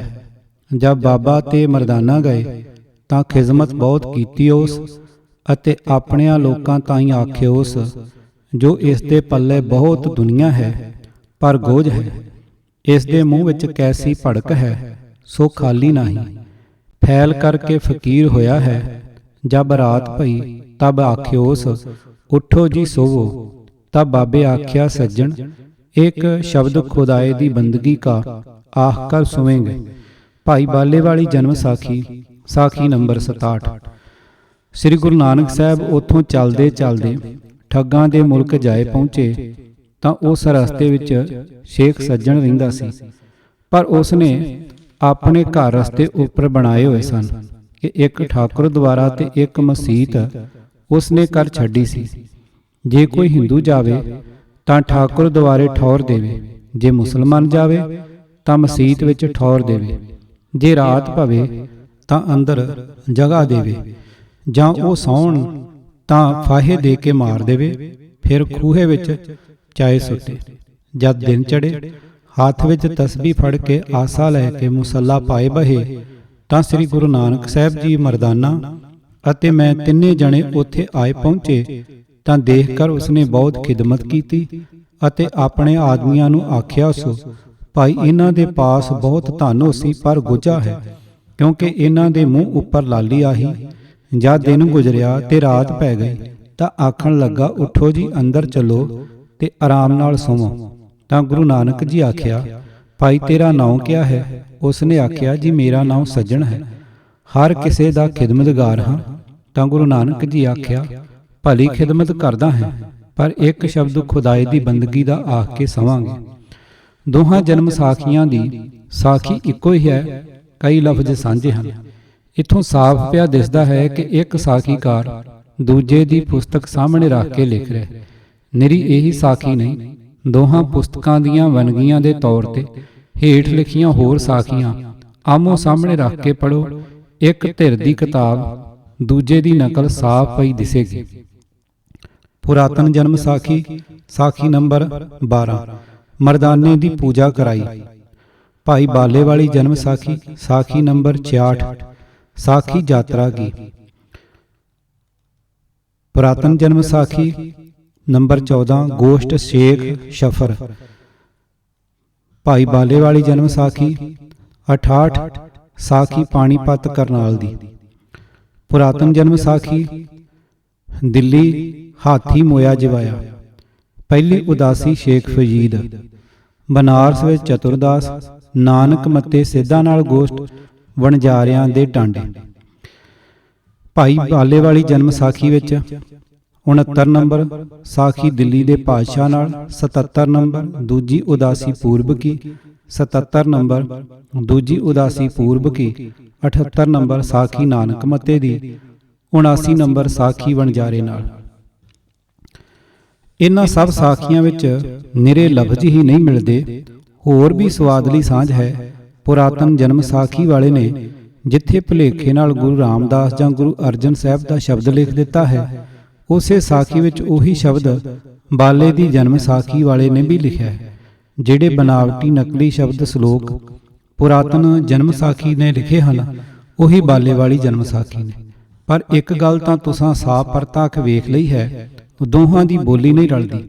ਬਾਲੇ ਦੀ ਬੋਲੀ ਸਾਨੂੰ ਨੇੜੇ ਪੈਂਦੀ ਹੈ, ਨਵੀਨ ਪੰਜਾਬੀ ਨਾਲ ਮੇਲ ਖਾਂਦੀ ਹੈ। ਪੁਰਾਤਨ ਜਨਮ ਸਾਖੀ ਦੀ ਬੋਲੀ ਇਸ ਤੋਂ ਕਾਫੀ ਪੁਰਾਣੀ ਹੈ। ਭਾਈ ਬਾਲੇ ਨਾਮ ਉੱਤੇ ਨਾ ਭੁੱਲ ਜਾਣਾ, ਉਸ ਪੁਸਤਕ ਵਿੱਚ ਮਸੰਦਾਂ ਦੀ ਉਸ ਅੱਤ ਵੱਲ ਵੀ ਇਸ਼ਾਰਾ ਹੈ ਜੋ ਗੁਰੂ ਗੋਬਿੰਦ ਸਿੰਘ ਜੀ ਦੇ ਵੇਲੇ ਦੇ ਇਤਿਹਾਸ ਵਿੱਚ ਦਰਜ ਹੈ। ਸੋ ਬਾਲੇ ਵਾਲੀ ਜਨਮ ਸਾਖੀ ਦਸਮ ਪਾਤਸ਼ਾਹ ਜੀ ਦੇ ਅਖੀਰਲੇ ਸਮੇਂ ਲਿਖੀ ਗਈ ਸੀ। ਵਧੇਕ ਵਾਕਫੀਅਤ ਲਈ ਸਰਦਾਰ ਕਰਮ ਸਿੰਘ ਹਿਸਟੋਰੀਅਨ ਦੀ ਕਿਤਾਬ ਕੱਤਲ ਕੇ ਵਿਸਾਖ ਪੜ੍ਹੋ। ਬੋਲੀ ਦਾ ਲਹਿਜਾ ਦੱਸਦਾ ਹੈ ਕਿ ਪੁਰਾਤਨ ਜਨਮ ਸਾਖੀ ਬਾਲੇ ਵਾਲੀ ਜਨਮ ਸਾਖੀ ਨਾਲੋਂ ਬਹੁਤ ਪੁਰਾਣੀ ਹੈ। ਉਧਰ ਅਸੀਂ ਵੇਖ ਆਏ ਸਾਂ ਕਿ ਪੁਰਾਤਨ ਜਨਮ ਸਾਖੀ ਗੁਰੂ ਅਰਜਨ ਸਾਹਿਬ ਦੇ ਸਮੇਂ ਤੋਂ ਪਿੱਛੋਂ ਲਿਖੀ ਗਈ ਸੀ। ਗੁਰੂ ਅਰਜਨ ਸਾਹਿਬ ਜੀ ਸਨ 1606 ਸੰਮਤ 1663 ਵਿੱਚ ਸ਼ਹੀਦ ਹੋਏ ਸਨ। ਗੁਰੂ ਗੋਬਿੰਦ ਸਿੰਘ ਜੀ ਸਨ 1708 ਸੰਮਤ 1765 ਵਿੱਚ ਜੋਤੀ ਜੋਤ ਸਮਾਏ। ਪੁਰਾਤਨ ਜਨਮ ਸਾਖੀ ਕਿਤੇ ਇਸ ਵਿਚਲੇ ਸਮੇਂ ਵਿੱਚ ਹੀ ਲਿਖੀ ਗਈ ਸੀ। ਨੰਬਰ 5, ਪੁਰਾਤਨ ਜਨਮ ਸਾਖੀ ਦੀ ਅੰਤਲੀ ਸਾਖੀ ਨੰਬਰ 57 ਦੇ ਅਖੀਰ ਤੇ ਇਉਂ ਲਿਖਿਆ ਹੈ: ਸੰਮਤ 1595 ਮਿਤੀ ਅਸੂ ਸੁਦੀ 10 ਬਾਬਾ ਨਾਨਕ ਜੀ ਸਮਾਣੇ ਕਰਤਾਰਪੁਰ। ਬੋਲਣਾ ਹੋਇਆ ਵਾਹਿਗੁਰੂ ਵਾਹਿਗੁਰੂ ਵਾਹਿਗੁਰੂ ਵਾਹਿਗੁਰੂ ਵਾਹਿਗੁਰੂ। ਸਾਖੀ ਸੰਪੂਰਨ ਹੋਈ। ਭੁੱਲ ਚੁੱਕ ਬਖਸ਼ ਲੈਣਾ।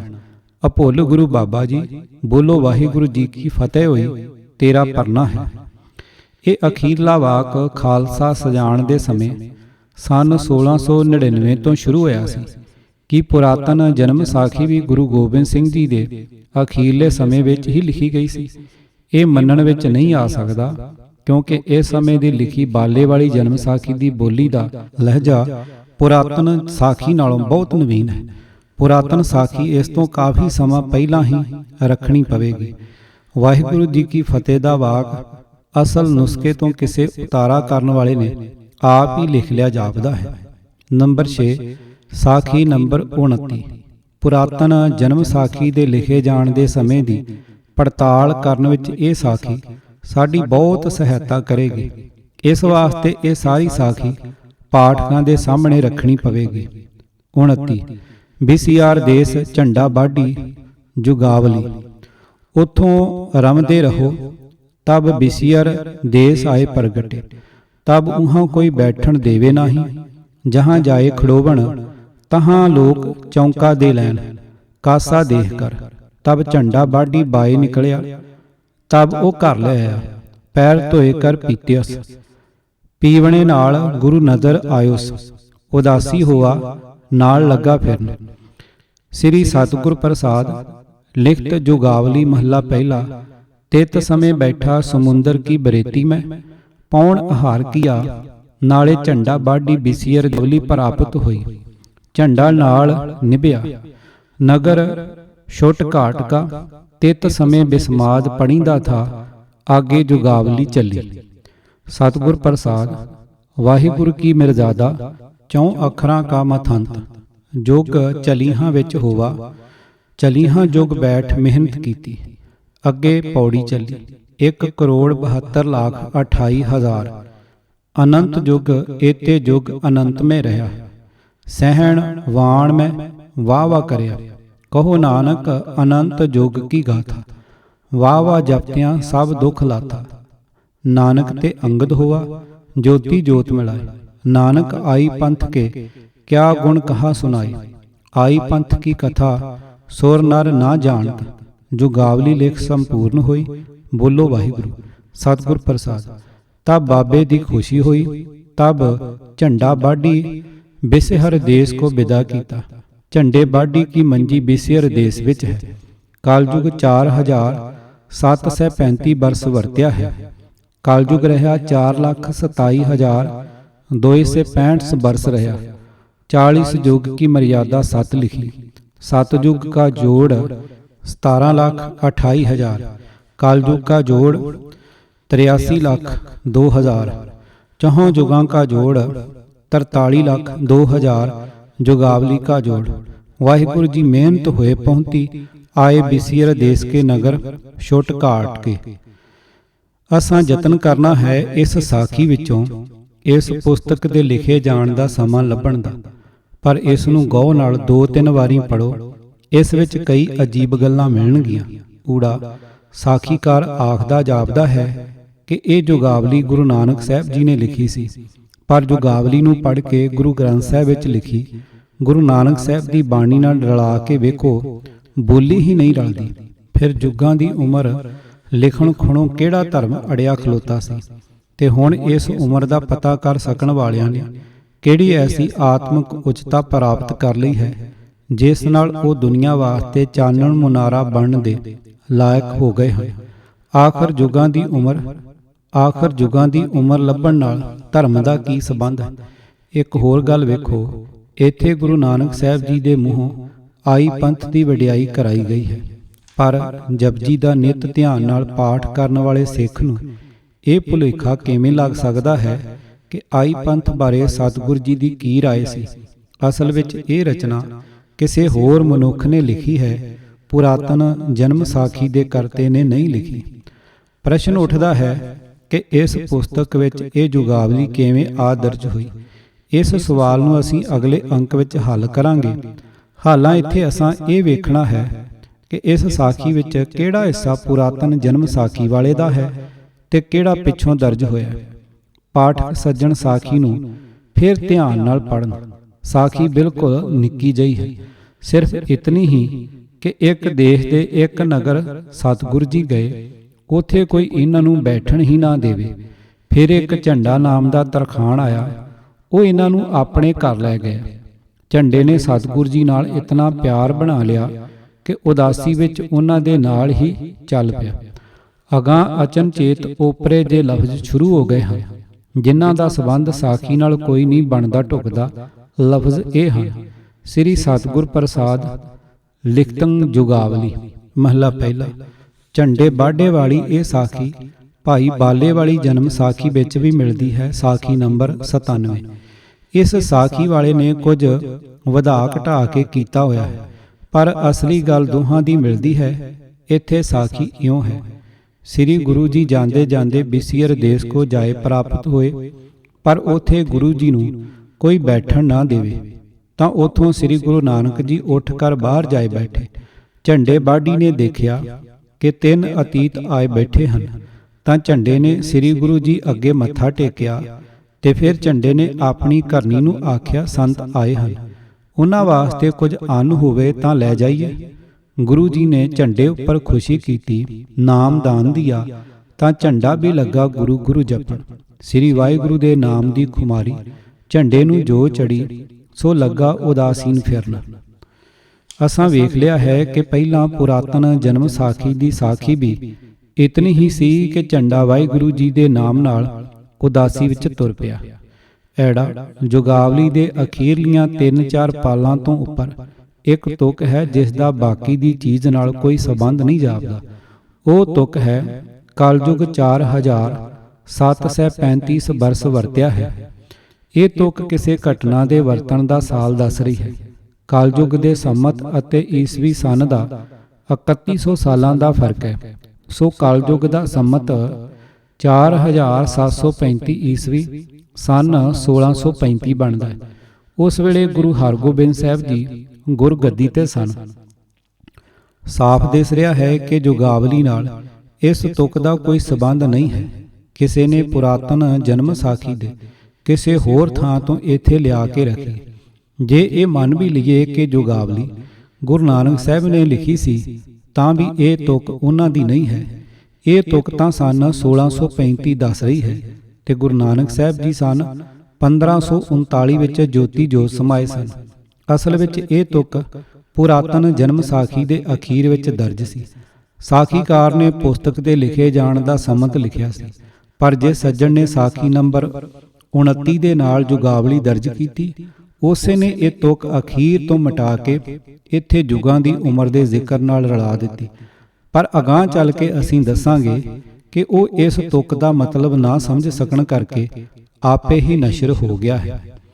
ਇਹ ਸਾਰੀ ਲੰਬੀ ਵਿਚਾਰ ਦੀ ਰਾਹੀਂ ਅਸੀਂ ਪੁਰਾਤਨ ਜਨਮ ਸਾਖੀ ਦੇ ਜਨਮ ਸੰਮਤ ਬਾਰੇ ਇਸ ਨਤੀਜੇ ਤੇ ਅਪੜੇ ਹਾਂ।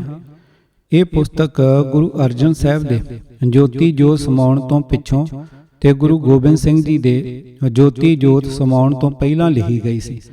ਪੁਸਤਕ ਦਾ ਕਰਤਾ ਆਪ ਹੀ ਕਲਯੁਗੀ ਸੰਮਤ 4735 ਦੱਸ ਗਿਆ ਹੈ, ਜੋ ਈਸਵੀ ਸਨ 1635 ਨਾਲ ਮੇਲ ਖਾਂਦਾ ਹੈ ਤੇ ਉਸ ਵੇਲੇ ਗੁਰੂ ਹਰਗੋਬਿੰਦ ਸਾਹਿਬ ਗੁਰੂ ਸਨ। ਪੁਰਾਤਨ ਜਨਮ ਸਾਖੀ ਵਿੱਚ ਵਾਧੇ ਘਾਟੇ। ਸਾਡੇ ਹੱਥ ਵਿੱਚ ਇਸ ਪੁਸਤਕ ਦੀ ਛਪੀ ਹੋਈ ਤੀਜੀ ਐਡੀਸ਼ਨ ਦੀ ਕਾਪੀ ਹੈ। ਇਸ ਦੀ ਭੂਮਿਕਾ ਵਿੱਚ ਸਫਾ ਸੱਸਾ ਦੇ ਅੰਕ 5 ਵਿੱਚ ਲਿਖਿਆ ਹੋਇਆ ਹੈ। ਇਹ ਗੱਲ ਕਿ ਵਲੈਤ ਪਹੁੰਚਾ ਨੁਸਖਾ ਇਸ ਦਾ ਅਸਲੀ ਕਰਤਾ ਦਾ ਪਹਿਲਾ ਨੁਸਖਾ ਹੈ। ਇਸ ਦੇ ਅੰਦਰ ਦੀ ਗਵਾਹੀ ਤੋਂ ਰੱਦ ਹੋ ਜਾਂਦਾ ਹੈ। ਇਸ ਨੁਸਖੇ ਤੋਂ ਪਹਿਲਾਂ ਕੋਈ ਹੋਰ ਨੁਸਖਾ ਸੀ ਜਿਸ ਦਾ ਇਹ ਉਤਾਰਾ ਹੈ। ਫਿਰ ਇਹ ਨੁਸਖਾ ਉਸ ਦਾ ਠੀਕ ਉਤਾਰਾ ਹੈ ਜਾਂ ਕੁਝ ਫਰਕ ਪੈ ਗਿਆ ਹੈ। ਇਹ ਗੱਲ ਹਫਜ਼ਾਬਾਦੀ ਨੁਸਖੇ ਨਾਲ ਇਸ ਦਾ ਟਾਕਰਾ ਕਰਨ ਤੋਂ ਦਿਸ ਪੈਂਦੀ ਹੈ ਕਿ ਦੋਵੇਂ ਉਤਾਰੇ ਕਿਸੇ ਇੱਕ ਮੂਲ ਦੇ ਹਨ, ਪਰ ਆਪੋ ਵਿੱਚ ਫਰਕ ਕਰ ਗਏ ਹਨ। ਇਸ ਤੋਂ ਸੰਭਾਵਨਾ ਹੁੰਦੀ ਹੈ ਕਿ ਵਲੈਤ ਵਾਲਾ ਨੁਸਖਾ ਵੀ ਅਸਲੀ ਮੂਲ ਤੋਂ ਚੋਖਾ ਫਰਕ ਕਰ ਗਿਆ ਹੋਵੇਗਾ। ਇੱਥੋਂ ਸਾਨੂੰ ਇਹ ਗੱਲ ਤਾਂ ਜ਼ਰੂਰ ਮੰਨਣੀ ਪਵੇਗੀ ਕਿ ਇਸ ਪੁਸਤਕ ਦੇ ਅਸਲੀ ਨੁਸਖੇ ਵਿੱਚ ਕਈ ਵਾਧਾ ਘਾਟਾ ਹੋ ਚੁੱਕੇ ਹਨ। ਇਹ ਵਧਾ ਘਟਾ ਕਿੱਥੇ ਕਿੱਥੇ ਹੋਏ ਹਨ ਅਤੇ ਕਿਸ ਨੇ ਕੀਤੇ ਹਨ, ਇਸ ਲੇਖ ਵਿੱਚ ਅਸਾਂ ਇਹ ਭਾਲ ਕਰਨ ਦੀ ਕੋਸ਼ਿਸ਼ ਕਰਨੀ ਹੈ। ਥੋੜਾ ਬਹੁਤ ਵਾਧਾ ਘਾਟਾ ਤਾਂ ਉਤਾਰਾ ਕਰਨ ਵਾਲੇ ਪਾਸੋਂ ਅਭੁੱਲ ਹੀ ਹੋ ਜਾਂਦਾ ਹੈ, ਪਰ ਜਦੋਂ ਅਸੀਂ ਇਸ ਪੁਸਤਕ ਨੂੰ ਡੂੰਘੀ ਨਜ਼ਰੇ ਪੜ੍ਹਦੇ ਹਾਂ ਤੇ ਇਸ ਵਿੱਚ ਕਈ ਵਾਧੇ ਘਾਟੇ ਜਾਣ ਬੁੱਝ ਕੇ ਕਿਸੇ ਖਾਸ ਨਿਸ਼ਾਨੇ ਨੂੰ ਸਾਹਮਣੇ ਰੱਖ ਕੇ ਕੀਤੇ ਹੋਏ ਜਾਪਦੇ ਹਨ। ਅਸੀਂ ਇਸ ਪੁਸਤਕ ਬਾਰੇ ਕੀਤੀ ਜਾ ਰਹੀ ਇਸ ਵਿਚਾਰ ਦੇ ਸ਼ੁਰੂ ਵਿੱਚ ਹੀ ਇਹ ਖਿਆਲ ਲਿਖ ਚੁੱਕੇ ਹਾਂ ਕਿ ਇਸ ਪੁਸਤਕ ਦਾ ਲਿਖਾਰੀ ਮੁਸਲਮਾਨੀ ਇਲਾਕੇ ਦਾ ਸੀ। ਅਸੀਂ ਤਾਂ ਉਸ ਨੂੰ ਤਲੰਬੇ ਦਾ ਵਸਨੀਕ ਮੰਨ ਚੁੱਕੇ ਹਾਂ। ਸਿੱਖ ਧਰਮ ਦਾ ਕੇਂਦਰੀ ਅਸਥਾਨ ਅੰਮ੍ਰਿਤਸਰ ਹੈ। ਸਿਰਫ ਇੱਥੇ ਹੀ ਅਸੀਂ ਵੇਖਦੇ ਹਾਂ ਕਿ 24 ਘੰਟੇ ਹੀ ਗੁਰਬਾਣੀ ਦਾ ਕੀਰਤਨ ਹੁੰਦਾ ਰਹਿੰਦਾ ਹੈ, ਜਿਸ ਤੋਂ ਸਰੋਤਿਆਂ ਨੂੰ ਸਹਿਜ ਸੁਭਾਏ ਗੁਰਬਾਣੀ ਬਾਰੇ ਕਾਫੀ ਵਾਕਫੀ ਹੋ ਜਾਂਦੀ। ਇਸ ਕੇਂਦਰ ਤੋਂ ਦੁਰਾਡੇ ਇਲਾਕਿਆਂ ਦੇ ਵਸਨੀਕ ਸਿੱਖ ਸੱਜਣਾ ਵਿੱਚ ਬਾਣੀ ਦਾ ਇਤਨਾ ਪ੍ਰਚਾਰ ਕਿਤੇ ਵੀ ਨਹੀਂ। ਅੱਜ ਕੱਲ੍ਹ ਤਾਂ ਛਾਪੇਖਾਨਿਆਂ ਦਾ ਸਮਾਂ ਹੈ। ਗੁਟਕੇ ਸਫਰੀ ਬੀੜਾਂ ਹਰ ਥਾਂ ਅੱਪੜ ਚੁੱਕੀਆਂ ਹਨ ਤੇ ਅੱਪੜ ਸਕਦੀਆਂ ਹਨ। ਪਰ ਜਦੋਂ ਇਹ ਪੁਸਤਕ ਲਿਖੀ ਗਈ ਸੀ ਤਦੋਂ ਗੁਰੂ ਗ੍ਰੰਥ ਸਾਹਿਬ ਦੀ ਗਿਣਤੀ ਦੀਆਂ ਲਿਖਤੀ ਬੀੜਾਂ ਸਨ। ਉਹ ਵੀ ਜ਼ਿਆਦਾਤਰ ਗੁਜਰਾਤ ਦੇ ਇਲਾਕੇ ਵਿੱਚ ਸਨ, ਕਿਉਂਕਿ ਤਕਰੀਬਨ ਪਹਿਲਾ ਉਤਾਰਾ ਮੰਗਟ ਜ਼ਿਲ੍ਹਾ ਗੁਜਰਾਤ ਤੱਕ ਅੱਪੜਿਆ ਸੀ। ਇਸ ਵਾਸਤੇ ਇਹ ਆਖਣਾ ਗਲਤ ਨਹੀਂ ਹੋਵੇਗਾ ਕਿ ਤੁਲੰਬੇ ਆਦਿਕ ਦੇ ਇਲਾਕੇ ਦੇ ਸਿੱਖ ਸੱਜਣਾ ਵਿੱਚ ਗੁਰਬਾਣੀ ਦੀ ਡੂੰਘੀ ਵਾਕਫੀ ਦੀ ਸੰਭਾਵਨਾ ਨਹੀਂ ਹੋ ਸਕਦੀ ਸੀ। ਆਮ ਪ੍ਰਚਲਿਤ ਸ਼ਬਦ ਹੀ ਉੱਥੋਂ ਤੱਕ ਅੱਪੜ ਸਕਦੇ ਸਨ। ਅਸੀਂ ਪੁਰਾਤਨ ਜਨਮ ਸਾਖੀ ਦੇ ਕਰਤਾ ਪਾਸੋਂ ਵੀ ਗੁਰਬਾਣੀ ਦੀ ਬਹੁਤੀ ਡੂੰਘੀ ਵਾਕਫੀ ਦੀ ਆਸ ਨਹੀਂ ਰੱਖ ਸਕਦੇ। ਇਹੀ ਕਾਰਨ ਹੈ ਕਿ ਸਾਖੀਕਾਰ ਗੁਰੂ ਅੰਗਦ ਸਾਹਿਬ, ਗੁਰੂ ਅਮਰਦਾਸ, ਗੁਰੂ ਰਾਮਦਾਸ ਅਤੇ ਗੁਰੂ ਅਰਜਨ ਸਾਹਿਬ ਦੇ ਕਈ ਸ਼ਲੋਕ ਸ਼ਬਦ ਗੁਰੂ ਨਾਨਕ ਸਾਹਿਬ ਦੇ ਲਿਖੇ ਸਮਝ ਕੇ ਇਸ ਪੁਸਤਕ ਵਿੱਚ ਦੇ ਗਿਆ। ਸੋ ਪੜਚੋਲ ਕਰਨ ਲੱਗਿਆਂ ਅਸਾਂ ਸਾਖੀਕਾਰ ਦੀਆਂ ਇਹਨਾਂ ਮਜਬੂਰੀਆਂ ਨੂੰ ਵੀ ਆਪਣੇ ਸਾਹਮਣੇ ਰੱਖਣਾ ਹੈ। ਊੜਾ ਸਾਖੀ ਨੰਬਰ 14 ਗੋਸ਼ਟ ਸ਼ੇਖ ਸ਼ਰਫ ਨਾਲ। ਗੁਰੂ ਨਾਨਕ ਸਾਹਿਬ ਜੀ ਪਾਣੀਪਤ ਦੇ ਪੀਰ ਸ਼ੇਖ ਸ਼ਰਫ ਨੂੰ ਮਿਲੇ। ਮੁਰੀਦਾਂ ਨਾਲ ਹੀ ਸ਼ੇਖ ਸ਼ਰਫ ਪੀਰ ਅਖਵਾ ਸਕਦਾ ਸੀ। ਪਾਣੀਪਤ ਦੇ ਆਲੇ ਦੁਆਲੇ ਦੇ ਲੋਕ ਹੀ ਸ਼ੇਖ ਜੀ ਦੇ ਮੁਰੀਦ ਹੋਣਗੇ ਤੇ ਪੀਰ ਜੀ ਆਪਣੇ ਮੁਰੀਦਾਂ ਨਾਲ ਉਹਨਾਂ ਦੀ ਬੋਲੀ ਵਿੱਚ ਹੀ ਗੱਲਾਂ ਕਰਕੇ ਉਹਨਾਂ ਨੂੰ ਧਰਮ ਉਪਦੇਸ਼ ਕਰਦੇ ਹੋਣਗੇ। ਪਰ ਜਦੋਂ ਗੁਰੂ ਨਾਨਕ ਸਾਹਿਬ ਜੀ ਸ਼ੇਖ ਨੂੰ ਮਿਲੇ ਤਾਂ ਉਸਨੇ ਫਾਰਸੀ ਵਿੱਚ ਕਿਉਂ ਸਵਾਲ ਪੁੱਛਣੇ ਸ਼ੁਰੂ ਕਰ ਦਿੱਤੇ ਕਿ ਉਸ ਨੂੰ ਇਹ ਭੁਲੇਖਾ ਲੱਗ ਗਿਆ ਸੀ ਕਿ ਗੁਰੂ ਨਾਨਕ ਸਾਹਿਬ ਈਰਾਨ ਦੇ ਵਸਨੀਕ ਹਨ ਤੇ ਸਿੱਧੇ ਉੱਥੋਂ ਹੀ ਆ ਰਹੇ ਹਨ। ਪਰ ਜਦੋਂ ਸ਼ੇਖ ਦੇ ਪਹਿਲੇ ਸਵਾਲ ਦਾ ਜਵਾਬ ਸਤਿਗੁਰੂ ਜੀ ਨੇ ਪੰਜਾਬੀ ਬੋਲੀ ਦੇ ਇੱਕ ਸ਼ਲੋਕ ਦੇ ਰਾਹੀਂ ਦਿੱਤਾ, ਤਾਂ ਫਿਰ ਵੀ ਉਸਨੇ ਅਗਲੇ ਸਵਾਲ ਫਾਰਸੀ ਵਿੱਚ ਕਿਉਂ ਪੁੱਛੇ? ਕੈਸੀ ਹਾਸੋਹੀਣੀ ਗੱਲ ਜਾਪਦੀ ਹੈ। ਸ਼ੇਖ ਸ਼ਰਫ ਸਾਰੇ ਪ੍ਰਸ਼ਨ ਫਾਰਸੀ ਵਿੱਚ ਪੁੱਛਦਾ ਹੈ, ਸਤਿਗੁਰੂ ਜੀ ਸਾਰੇ ਉੱਤਰ ਪੰਜਾਬੀ ਵਿੱਚ ਦਿੰਦੇ ਹਨ। ਸ਼ਰਫ ਨੇ ਹੇਠ ਲਿਖੇ ਪ੍ਰਸ਼ਨ ਪੁੱਛੇ। ਊੜਾ ਖਫਨੀ ਫਿਰਕੇ ਸ਼ੁਮਾ ਚੇ ਜਵਾਸ਼, ਐੜਾ ਕੁਪੀਨ ਸ਼ੁਮਾ ਚੇ ਜੇਬਾਸ਼, ਈੜੀ ਪਾਪੋਸ਼ ਸ਼ੁਮਾ ਚੇਹ ਜੇਬਾਸ਼।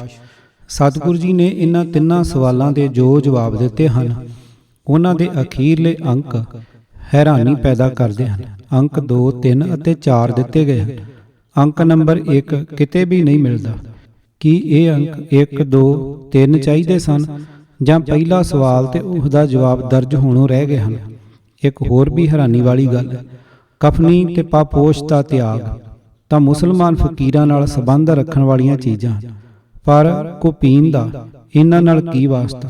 ਕੁਪੀਨ ਸੰਸਕ੍ਰਿਤ ਦਾ ਲਫ਼ਜ਼ ਕੌਪੀਨ ਹੈ। ਜਿਹੜਾ ਸ਼ੇਖ ਜੁੱਤੀ ਵਾਸਤੇ ਪਾਪੋਸ਼ ਲਫ਼ਜ਼ ਵਰਤਦਾ ਹੈ, ਉਸਨੇ ਸੰਸਕ੍ਰਿਤ ਲਫ਼ਜ਼ ਕੌਪੀਨ ਕਿਉਂ ਵਰਤਣਾ ਸੀ? ਹੁਣ ਉਹਨਾਂ ਜਵਾਬਾਂ ਦੀ ਬੋਲੀ ਵੇਖੋ ਜੋ ਸਤਿਗੁਰੂ ਜੀ ਨੇ ਦਿੱਤੇ ਹਨ। ਇਹਨਾਂ ਸ਼ਲੋਕਾਂ ਵਿੱਚ ਹੇਠ ਲਿਖੇ ਲਫ਼ਜ਼ ਮਿਲਦੇ ਹਨ: ਮਤ ਸ਼ਬਦ, ਗਹਨ ਸਹਿਜ ਸੁਖ ਹਰਖ ਸੋਗ, ਅਹਰੰਗ ਦੁਸ਼ਟ ਬਿਡਾਰੰਗ ਸੋਨਨਗਰ ਜੁਗਤ, ਵੇਦ ਦੀਖਿਆ ਪੰਜ ਇੰਦਰੀ ਦੁਸ਼ਟ ਦਸ ਹੀ ਦੁਆਰ, 68 ਹਾਟ ਜਰਾ ਨਾ ਮਰਨੰ ਜਲ ਹਿਰੀ ਸਰਬ ਗਿਆਨ, ਅਹਨਸ ਪਾਵਕ ਧਰਨ ਤਰਵਕ ਭਾਏ ਮਥਨ ਅਤੇ ਬ੍ਰਹਮ। ਪੰਜਾਬ ਦਾ ਰਹਿਣ ਵਾਲਾ ਸ਼ੇਖ ਸ਼ਰਫ ਪੰਜਾਬ ਨਿਵਾਸੀ ਸਤਿਗੁਰੂ ਜੀ ਨੂੰ ਫਾਰਸੀ ਵਿੱਚ ਸਵਾਲ ਪੁੱਛਦਾ ਹੈ। ਜਿਹੜੇ ਜਵਾਬ ਸਤਿਗੁਰੂ ਜੀ ਅੱਗੋਂ ਦਿੰਦੇ ਹਨ, ਉਹਨਾਂ ਵਿੱਚ ਸੰਸਕ੍ਰਿਤ ਦੇ ਲਫ਼ਜ਼ਾਂ ਦੀ ਭਰਮਾਰ। ਸਾਖੀਕਾਰ ਨੂੰ ਇਹ ਕਿਹਾ ਹਾਸਰਸ ਸੁਝਿਆ, ਪਰ ਇਹ ਸਵਾਲ ਫਾਰਸੀ ਵਿੱਚ ਪੁੱਛੇ ਹੀ ਕਿਉਂ ਗਏ?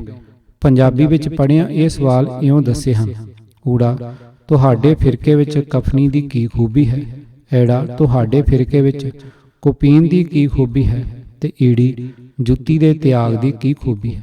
ਸ਼ੇਖ ਸ਼ਰਫ ਇਹ ਸਵਾਲ ਪੁੱਛਦਾ ਤਾਂ ਹੀ ਫੱਬਦਾ ਸੀ ਜੇ ਗੁਰੂ ਨਾਨਕ ਸਾਹਿਬ ਜੀ ਨੇ ਕਫਨੀ ਤੇ ਕੁਫੀਨ ਪਾਈ ਹੋਈ ਸੀ ਤੇ ਪੈਰਾਂ ਤੋਂ ਨੰਗੇ ਫਿਰਦੇ ਸਨ।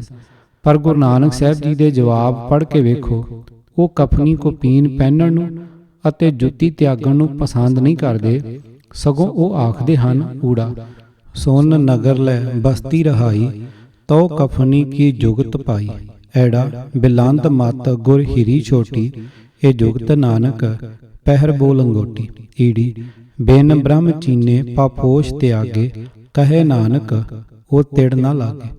ਇਸ ਅਣਬਣ ਨੂੰ ਲੁਕਾਉਣ ਵਾਸਤੇ ਫਾਰਸੀ ਦੀ ਓਟ ਲਈ ਜਾਪਦੀ ਹੈ, ਪਰ ਇਹ ਬੇਥਵੇ ਸਵਾਲ ਤੇ ਇਹਨਾਂ ਦੇ ਮਨ ਘੜਤ ਜਵਾਬ ਲਿਖਣ ਦੀ ਜ਼ਿੰਮੇਵਾਰੀ ਕਿਸ ਉੱਤੇ ਪੈਂਦੀ ਹੈ? ਇਹ ਗੱਲ ਲੱਭਣ ਵਾਸਤੇ ਸਾਨੂੰ ਸ਼ੇਖ ਸ਼ਰਫ ਦਾ ਪਹਿਲਾ ਸਵਾਲ ਤੇ ਸਤਿਗੁਰੂ ਜੀ ਵੱਲੋਂ ਉਸ ਦਾ ਜਵਾਬ ਭਾਲਣੇ ਪੈਣਗੇ। ਹੁਣ ਭਾਈ ਬਾਲੇ ਵਾਲੀ ਜਨਮ ਸਾਖੀ 68 ਪੜ੍ਹੋ। ਉਸ ਵਿੱਚੋਂ ਸ਼ੇਖ ਸ਼ਰਫ ਦਾ ਪਹਿਲਾ ਸਵਾਲ ਤੇ ਸਤਿਗੁਰੂ ਜੀ ਦਾ ਉੱਤਰ ਇਉਂ ਲਿਖੇ ਮਿਲਦੇ ਹਨ: ਕੁਲਾ ਸ਼ੁਮਾ ਚੇ ਮਜ਼ਹਬ ਅਸਤ। ਤਾਂ ਸਤਿਗੁਰੂ ਜੀ ਨੇ ਉੱਤਰ ਦਿੱਤਾ: ਮਨੂਆ ਮੁੰਡੇ ਤਾਂ ਮੂੰਡ ਮੰਡਾਵੇ, ਬਿਨ ਮਨ ਮੁੰਡੇ ਜੁਗਤ ਨਾ ਪਾਵੇ, ਮੂੰਡ ਕਾਟ ਗੁਰ ਆਗੇ ਧਰੇ, ਮਨ ਮਤ ਤਿਆਗ ਗੁਰ ਕੀ ਮਤ ਧਰੇ, ਮੂੰਡ ਮੰਡਾਏ ਹੋਏ ਸਭ ਕੀ ਰੇਨਾ, ਸੋ ਬੈਰਾਗੀ ਪਰਖੇ ਗੁਰ ਬੈਨ, ਮੂੰਡ ਮੰਡਾਏ ਕੀ ਇਹ ਗਤ ਭਾਈ, ਕੋਈ ਵਿਰਲਾ ਗੁਰਮੁਖ ਮੂੰਡ ਮੁੰਡਾਈ, ਸੁਆਦ ਸਨੇ ਮਮਤਾ ਸਭ ਤਜੀਅੰ, ਇਹ ਜੁਗਤ ਨਾਨਕ ਕੁਲਾ ਪਹਿਰੀਅੰ। ਇਹ ਚਾਰੇ ਸਵਾਲ ਤੇ ਇਹਨਾਂ ਦੇ ਜਵਾਬ ਹੋ ਚੁੱਕਣ ਤੇ ਪੁਰਾਤਨ ਜਨਮ ਸਾਖੀ ਅਨੁਸਾਰ ਸ਼ੇਖ ਸ਼ਰਫ ਨੇ ਫਿਰ ਪੁੱਛਿਆ: ਸਫਾ ਦਿਲ ਦਰਵੇਸ਼ ਰਾ ਅਮਲ ਚੇ ਆਸਤਾ। ਅੱਗੋਂ ਤਾਂ ਬਾਬੇ ਜਵਾਬ ਦਿੱਤਾ: ਆਖਿਓ ਸਮਰਦਾਨਿਆਂ ਰਬਾਬ ਵਜਾਏ, ਤਾਂ ਮਰਦਾਨੇ ਨੇ ਰਬਾਬ ਵਜਾਇਆ। ਇਸ ਤੋਂ ਗਾਂ ਇੱਕ ਨਕਲੀ ਸ਼ਬਦ ਲਿਖਿਆ ਹੋਇਆ ਹੈ ਜਿਸ ਦੇ 3 ਬੰਦ ਹਨ, ਪਰ ਬਾਈ ਬਾਲੇ ਵਾਲੀ ਸਾਖੀ ਵਿੱਚ ਇਸ ਦੇ 4 ਬੰਦ ਹਨ।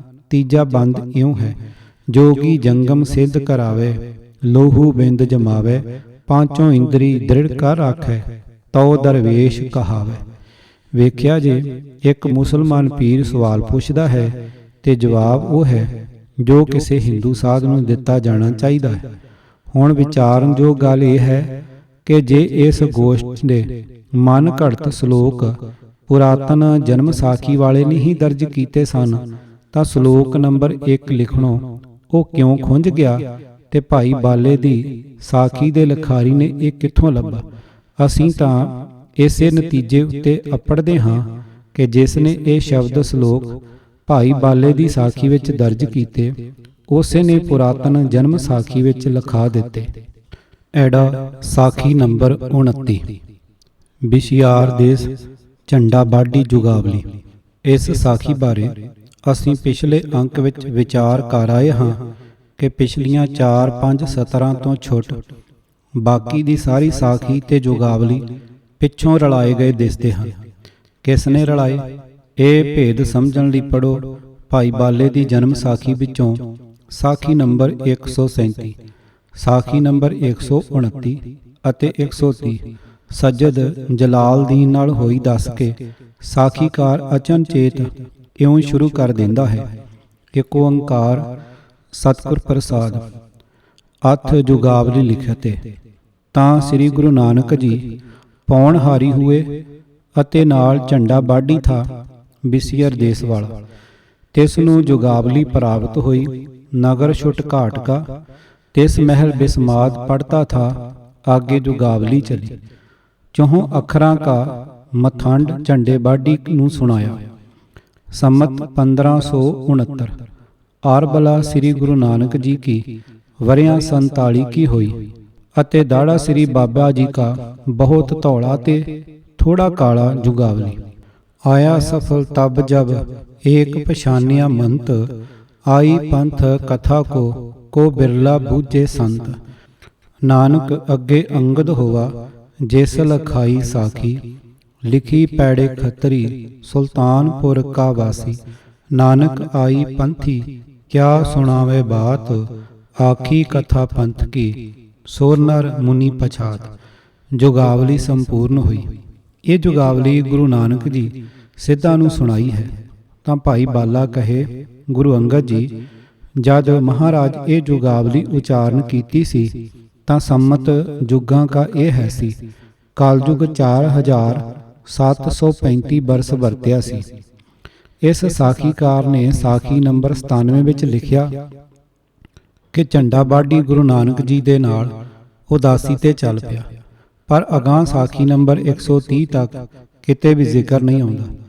ਇਸ ਨਵੇਂ ਸਾਥੀ ਦਾ ਮੀਆਂ ਮਿੱਠੇ ਨਾਲ ਸਾਖੀ ਦੇਸ਼ ਪੰਜਾਬ ਨੂੰ ਪਰਤੇ, ਮਾਪਿਆਂ ਨੂੰ ਤਲਵੰਡੀ ਮਿਲੇ, ਰਾਵੀ ਦੇ ਕੰਢੇ ਆਏ, ਦੋਦੇ ਨਾਲ ਤੇ ਕਰੋੜੀਏ ਨਾਲ ਸਾਖੀ ਹੋਈ, ਕਰਤਾਰਪੁਰ ਇੱਕ ਬ੍ਰਹਮਚਾਰੀ ਨਾਲ ਸਾਖੀ, ਦੁਨੀ ਚੰਦ ਖੱਤਰੀ ਨਾਲ, ਸੈਦਪੁਰ ਬਾਬਰ ਦੇ ਹਮਲੇ ਦੀ ਸਾਖੀ, ਸ਼ੇਖ ਬ੍ਰਹਮ ਨਾਲ ਸਾਖੀ, ਅਰਬ ਦੇਸ਼ ਨੂੰ ਚੱਲ ਪਏ, ਸ਼ਹਿ ਸੁਹਾਗਣ ਦੀ ਸਾਖੀ।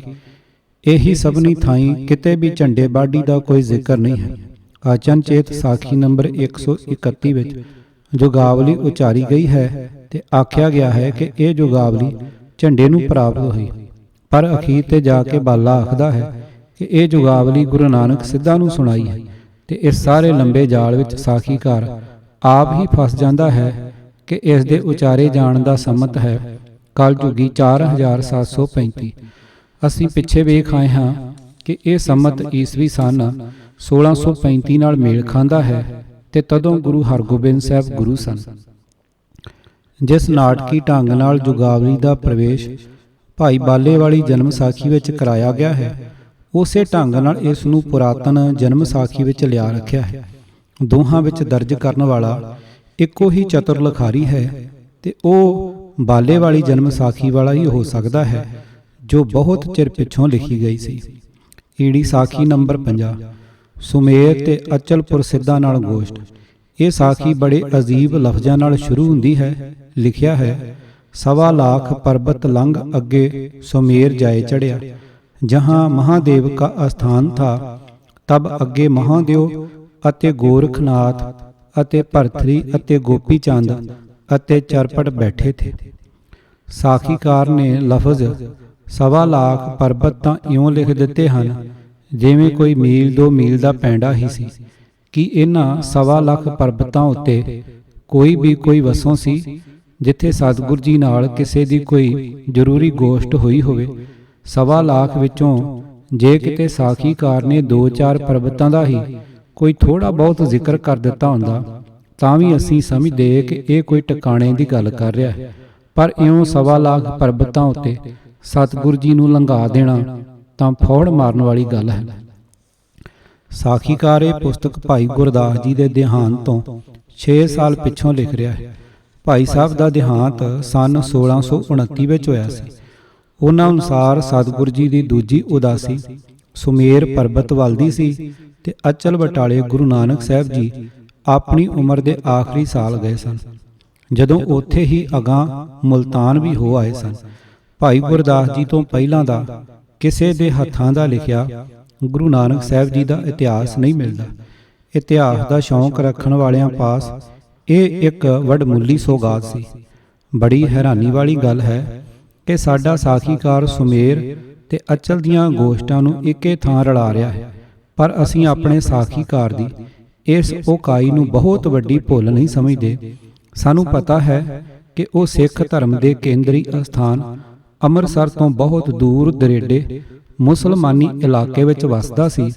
ਉਸ ਨੂੰ ਸਿੱਖ ਇਤਿਹਾਸ ਤੇ ਗੁਰਬਾਣੀ ਬਾਰੇ ਬਹੁਤ ਡੂੰਘੀ ਵਾਗ ਵੀ ਨਹੀਂ ਹੋ ਸਕਦੀ ਸੀ। ਜਦੋਂ ਅਸੀਂ ਇਸ ਸਾਖੀ ਨੰਬਰ 50 ਵਿੱਚ ਦਿੱਤੇ ਸ਼ਲੋਕ ਪੜ੍ਹਦੇ ਹਾਂ ਤਾਂ ਬੜੀ ਹੈਰਾਨੀ ਪੈਦਾ ਹੁੰਦੀ ਹੈ। ਗੁਰੂ ਨਾਨਕ ਸਾਹਿਬ ਜੀ ਦੇ ਜੀਵਨ ਇਤਿਹਾਸ ਬਾਰੇ ਇੱਕ ਸਾਦੀ ਜਿਹੀ ਗੱਲ ਨੂੰ, ਜਿਸ ਦਾ ਪ੍ਰਚਾਰ ਭਾਈ ਗੁਰਦਾਸ ਜੀ ਦੀ ਰਾਹੀਂ ਕਈ ਸਾਲ ਹੁੰਦਾ ਰਿਹਾ, ਸਾਡਾ ਸਾਖੀਕਾਰ ਨਹੀਂ ਜਾਣਦਾ। ਪਰ ਸੁਮੇਰ ਪਰਬਤ ਉੱਤੇ ਸਿੱਧਾਂ ਨਾਲ ਹੋਈ ਗੋਸ਼ਟ ਦੇ ਸੰਬੰਧ ਵਿੱਚ ਸਤਿਗੁਰੂ ਜੀ ਦੇ ਉਹ ਸ਼ਲੋਕ ਇਸ ਸਾਖੀ ਵਿੱਚ ਲਿਖ ਰਿਹਾ ਹੈ ਜੋ ਬਹੁਤ ਹੀ ਮੁਸ਼ਕਲ ਹਨ ਤੇ ਜਿਹੜੇ ਹੁਣ ਦੇ ਪ੍ਰਸਿੱਧ ਵਿਦਵਾਨਾਂ ਨੂੰ ਵੀ ਜ਼ਬਾਨੀ ਚੇਤੇ ਨਹੀਂ ਹਨ। ਛੇਤੀ ਹੀ ਸਾਡੀ ਹੈਰਾਨੀ ਹਾਸੇ ਵਿੱਚ ਵੱਟ ਜਾਂਦੀ ਹੈ ਜਦੋਂ ਅਸੀਂ ਇਹ ਵੇਖਦੇ ਹਾਂ ਕਿ ਗੁਰੂ ਨਾਨਕ ਸਾਹਿਬ ਦੇ ਇਹ ਸ਼ਲੋਕ ਸਾਡੇ ਸਾਖੀਕਾਰ ਦੇ ਖਿਆਲ ਅਨੁਸਾਰ ਭਰਥਰੀ, ਚਰਪਟ ਆਦਿਕ ਸਿੱਧਾਂ ਦੀ ਰਚਨਾ ਹਨ। ਇਹ ਸਾਰੇ ਸ਼ਲੋਕ ਗਿਣਤੀ ਵਿੱਚ 7 ਹਨ। ਰਾਮਕਲੀ ਕੀ ਵਾਰ ਮਹਲਾ ਤੀਜਾ ਦੀ ਪੌੜੀ ਨੰਬਰ 12 ਦੇ ਨਾਲ ਇਹ ਇਕੱਠੇ ਹੀ ਦਰਜ ਹਨ। ਸਭਨਾਂ ਸ਼ਲੋਕਾਂ ਦੇ ਸ਼ੁਰੂ ਵਿੱਚ ਮਹਲਾ ਪਹਿਲਾ ਦਰਜ ਹੈ, ਜਿਸ ਦਾ ਸਾਫ਼ ਭਾਵ ਇਹ ਹੈ ਕਿ ਇਹ ਸ਼ਲੋਕ ਗੁਰੂ ਨਾਨਕ ਸਾਹਿਬ ਜੀ ਦੇ ਹਨ। ਪਹਿਲੇ ਸ਼ਲੋਕ ਵਿੱਚ ਕਿਸੇ ਸਿੱਧ ਦਾ ਨਾਮ ਨਹੀਂ ਹੈ। ਉਸ ਦਾ ਅਰਥ ਸਮਝਣ ਵਿੱਚ ਵੀ ਕੋਈ ਔਖਿਆਈ ਨਹੀਂ ਆਉਂਦੀ। ਉਂਝ ਉਸ ਵਿੱਚ ਜੋਗੀਆਂ ਦੇ ਕਠਨ ਤਪਾਂ ਦੀ ਨਿਖੇਧੀ ਕੀਤੀ ਹੋਈ ਹੈ। ਸਾਖੀਕਾਰ ਨੇ ਇਹ ਸ਼ਲੋਕ ਛੱਡ ਦਿੱਤਾ ਹੈ। ਅਗਲੇ 6 ਹੀ ਸ਼ਲੋਕ ਦਿੱਤੇ ਹਨ। ਮਹਲਾ ਪਹਿਲਾ ਵੀ ਲਿਖਿਆ, ਫਿਰ ਵੀ ਪਹਿਲੇ 5 ਸ਼ਲੋਕਾਂ ਨੂੰ ਸਿੱਧਾਂ ਦੇ ਉਚਾਰੇ ਦੱਸ ਰਿਹਾ ਹੈ। ਆਖਦਾ ਹੈ ਕਿ ਸਿੱਧ ਈਸ਼ਰ, ਗੋਪੀ ਚੰਦ, ਗੋਰਖ, ਚਰਪਟ ਅਤੇ ਭਰਥਰੀ ਇਹਨਾਂ ਸ਼ਲੋਕਾਂ ਰਾਹੀਂ ਵਾਰੀ-ਵਾਰੀ ਗੁਰੂ ਨਾਨਕ ਸਾਹਿਬ ਤੋਂ ਪ੍ਰਸ਼ਨ ਪੁੱਛਦੇ ਹਨ। ਇੱਥੇ ਸਾਖੀਕਾਰ ਗੁਰੂ ਨਾਨਕ ਸਾਹਿਬ ਜੀ ਦੇ ਇਹਨਾਂ 5 ਸ਼ਲੋਕਾਂ ਨੂੰ 5 ਸਿੱਧਾਂ ਦੀ ਰਚਨਾ ਮੰਨਦਾ ਹੈ। ਇਹਨਾਂ ਦੇ ਨਾਲ ਅਗਾਂਹ ਸਤਿਗੁਰੂ ਜੀ ਵੱਲੋਂ ਉੱਤਰ ਦਿੰਦਾ ਹੈ, ਪਰ ਸਤਿਗੁਰੂ ਜੀ ਦੇ ਉੱਤਰ ਵਾਲੇ ਸ਼ਲੋਕ ਗੁਰੂ ਗ੍ਰੰਥ ਸਾਹਿਬ ਵਿੱਚ ਕਿਤੇ ਵੀ ਦਰਜ ਨਹੀਂ ਹਨ। ਮਤਲਬ ਇਹ ਹੈ ਕਿ ਗੁਰੂ ਨਾਨਕ ਸਾਹਿਬ ਜੀ ਦੀ ਆਪਣੀ ਬਾਣੀ ਤਾਂ ਜੋਗੀਆਂ ਦੀ ਰਚਨਾ ਦੱਸ ਵਿਖਾਈ ਹੈ ਤੇ ਕਿਸੇ ਨਕਲੀ ਰਚਨਾ ਨੂੰ ਸਤਿਗੁਰੂ ਜੀ ਦੀ ਬਾਣੀ ਕਹਿ ਦਿੱਤਾ ਹੈ। ਇਹ ਸਾਰੀ ਗੁੰਝਲ ਸਮਝਣ ਲਈ ਪਾਠਕਾਂ ਨੂੰ ਇਸ ਸਾਖੀ ਦਾ ਕੁਝ ਕੁ ਹਿੱਸਾ ਆਪ ਹੀ ਪੜ੍ਹ ਲੈਣਾ ਚਾਹੀਦਾ ਹੈ, ਜੋ ਇਉਂ ਹੈ। ਤਦ ਮਹਾਦੇਵ ਪੁੱਛਿਆ, ਤੂੰ ਗ੍ਰਹੀ ਹੈ ਕਿ ਉਦਾਸੀ? ਤਦੋਂ ਬਾਬੇ ਆਖਿਆ, ਜੋ ਉਦਾਸੀ ਕੇ ਲੱਛਣ ਕੌਣ ਹਨ ਅਰ ਗ੍ਰਹੀ ਦੇ ਲੱਛਣ ਕੌਣ ਹਨ? ਤਬ ਮਹਾਦੇਵ ਬੋਲਿਆ, ਸ਼ਲੋਕ ਸੋ ਗ੍ਰਹੀ ਜੋ ਨਿਗ੍ਰਹ ਕਰੇ, ਜਪ ਤਪ ਸੰਜਮ ਭੀਖਿਆ ਕਰੈ, ਪੁੰਨ ਦਾਨ ਕਾ ਕਰੇ ਸਰੀਰ, ਸੋ ਗ੍ਰਹੀ ਗੰਗਾ ਕਾ ਨੀਰ। ਬੋਲੇ ਈਸ਼ਰ ਸਤ ਸਰੂਪ, ਪਰਮ ਤੰਤ ਮੈਂ ਰੇਖ ਨ ਰੂਪ। ਤਬ ਗੁਰੂ ਜਵਾਬ ਦਿੱਤਾ, ਕਿਉਂ ਮਰੇ ਮੰਦਾ ਕਿਉਂ ਜੀਵੈ ਜੁਗਤ, ਕੰਨ ਪੜਾਏ ਕਿਆ ਖਾਜੇ ਭੁਗਤ, ਆਸਤ ਨਾਸਤ ਏਕੋ ਨਾਉ, ਕੌਣ ਸੋ ਅੱਖਰ ਜਿਤ ਰਹੇ ਹਿਆਉ। ਧੂਪ ਸ਼ਾਮ ਜੇ ਸਮ ਕਰ ਸਹੈ, ਤਾਂ ਨਾਨਕ ਆਖੇ ਗੁਰ ਕੋ ਲਹੈ। ਛੇ ਵਰਤਾਏ ਵਰਤੈ ਪੂਤ, ਨਾ ਸੰਸਾਰੀ ਨਾ ਔਤੂਤ, ਨਿਰੰਕਾਰ ਜੋ ਰਹਿ ਸਮਾਏ, ਕਾਹੇ ਭੀਖਿਆ ਮੰਗਣ ਜਾਏ। ਤਾਂ ਫਿਰ ਗੋਪੀ ਚੰਦ ਬੋਲਿਆ, ਗੋਪੀ ਚੰਦ ਉਦਾਸੀ ਥਾ, उदास का गुण लै बोलिया। महला पहला, सो उदासी जे पाले उदास, अर्ध उर्द करे निरंजन वास, चांद सूरज की पाए गांड, तिस उदासी का पड़े न कांद। बोले गोपी चंद सत स्वरूप, परम तंत में रेख न रूप। तब बाबे जवाब दिता, त्रिह का मार मिलावे मान, पंचा में रहे प्रधान। ऊंची नदर सराफी होए, नानक कहे उदासी सोए। सो उदासी जो रहे उदास, रूख बिरख गगन अंतर वास। सो उदासी जो रहे उदास, नानक कहे उदासी सोई। ज्ञान खड़ग लै मन स्यों लूझै, नानक कहे उदासी सोई। देही अंतर 68 आठ, नानक कहे उदासी सोई। कहाँ सो दयाल गगन का पवन, नानक कहे उदासी सोई। पृथ में पूर्व को दृष्ट तरै, जिन हीरे रत्नी माल परोई। नानक कहे उदासी सोई। नोट पाठक चेते रखण कि ਇਹ 6 ਸ਼ਲੋਕ ਗੁਰੂ ਗ੍ਰੰਥ ਸਾਹਿਬ ਵਿੱਚ ਨਹੀਂ ਹਨ। ਤਬ ਗੋਰਖਨਾਥ ਬੋਲਿਆ, ਗੋਰਖਨਾਥ अवधू था, अवधूता का लक्षण लै बोलिया। श्लोक सो अधूती जो धूपै आप, भिखिया भोजन करे संताप। औ हट पट्टन में भिखिया करे, सो अवधूती शिवपुर चढ़े।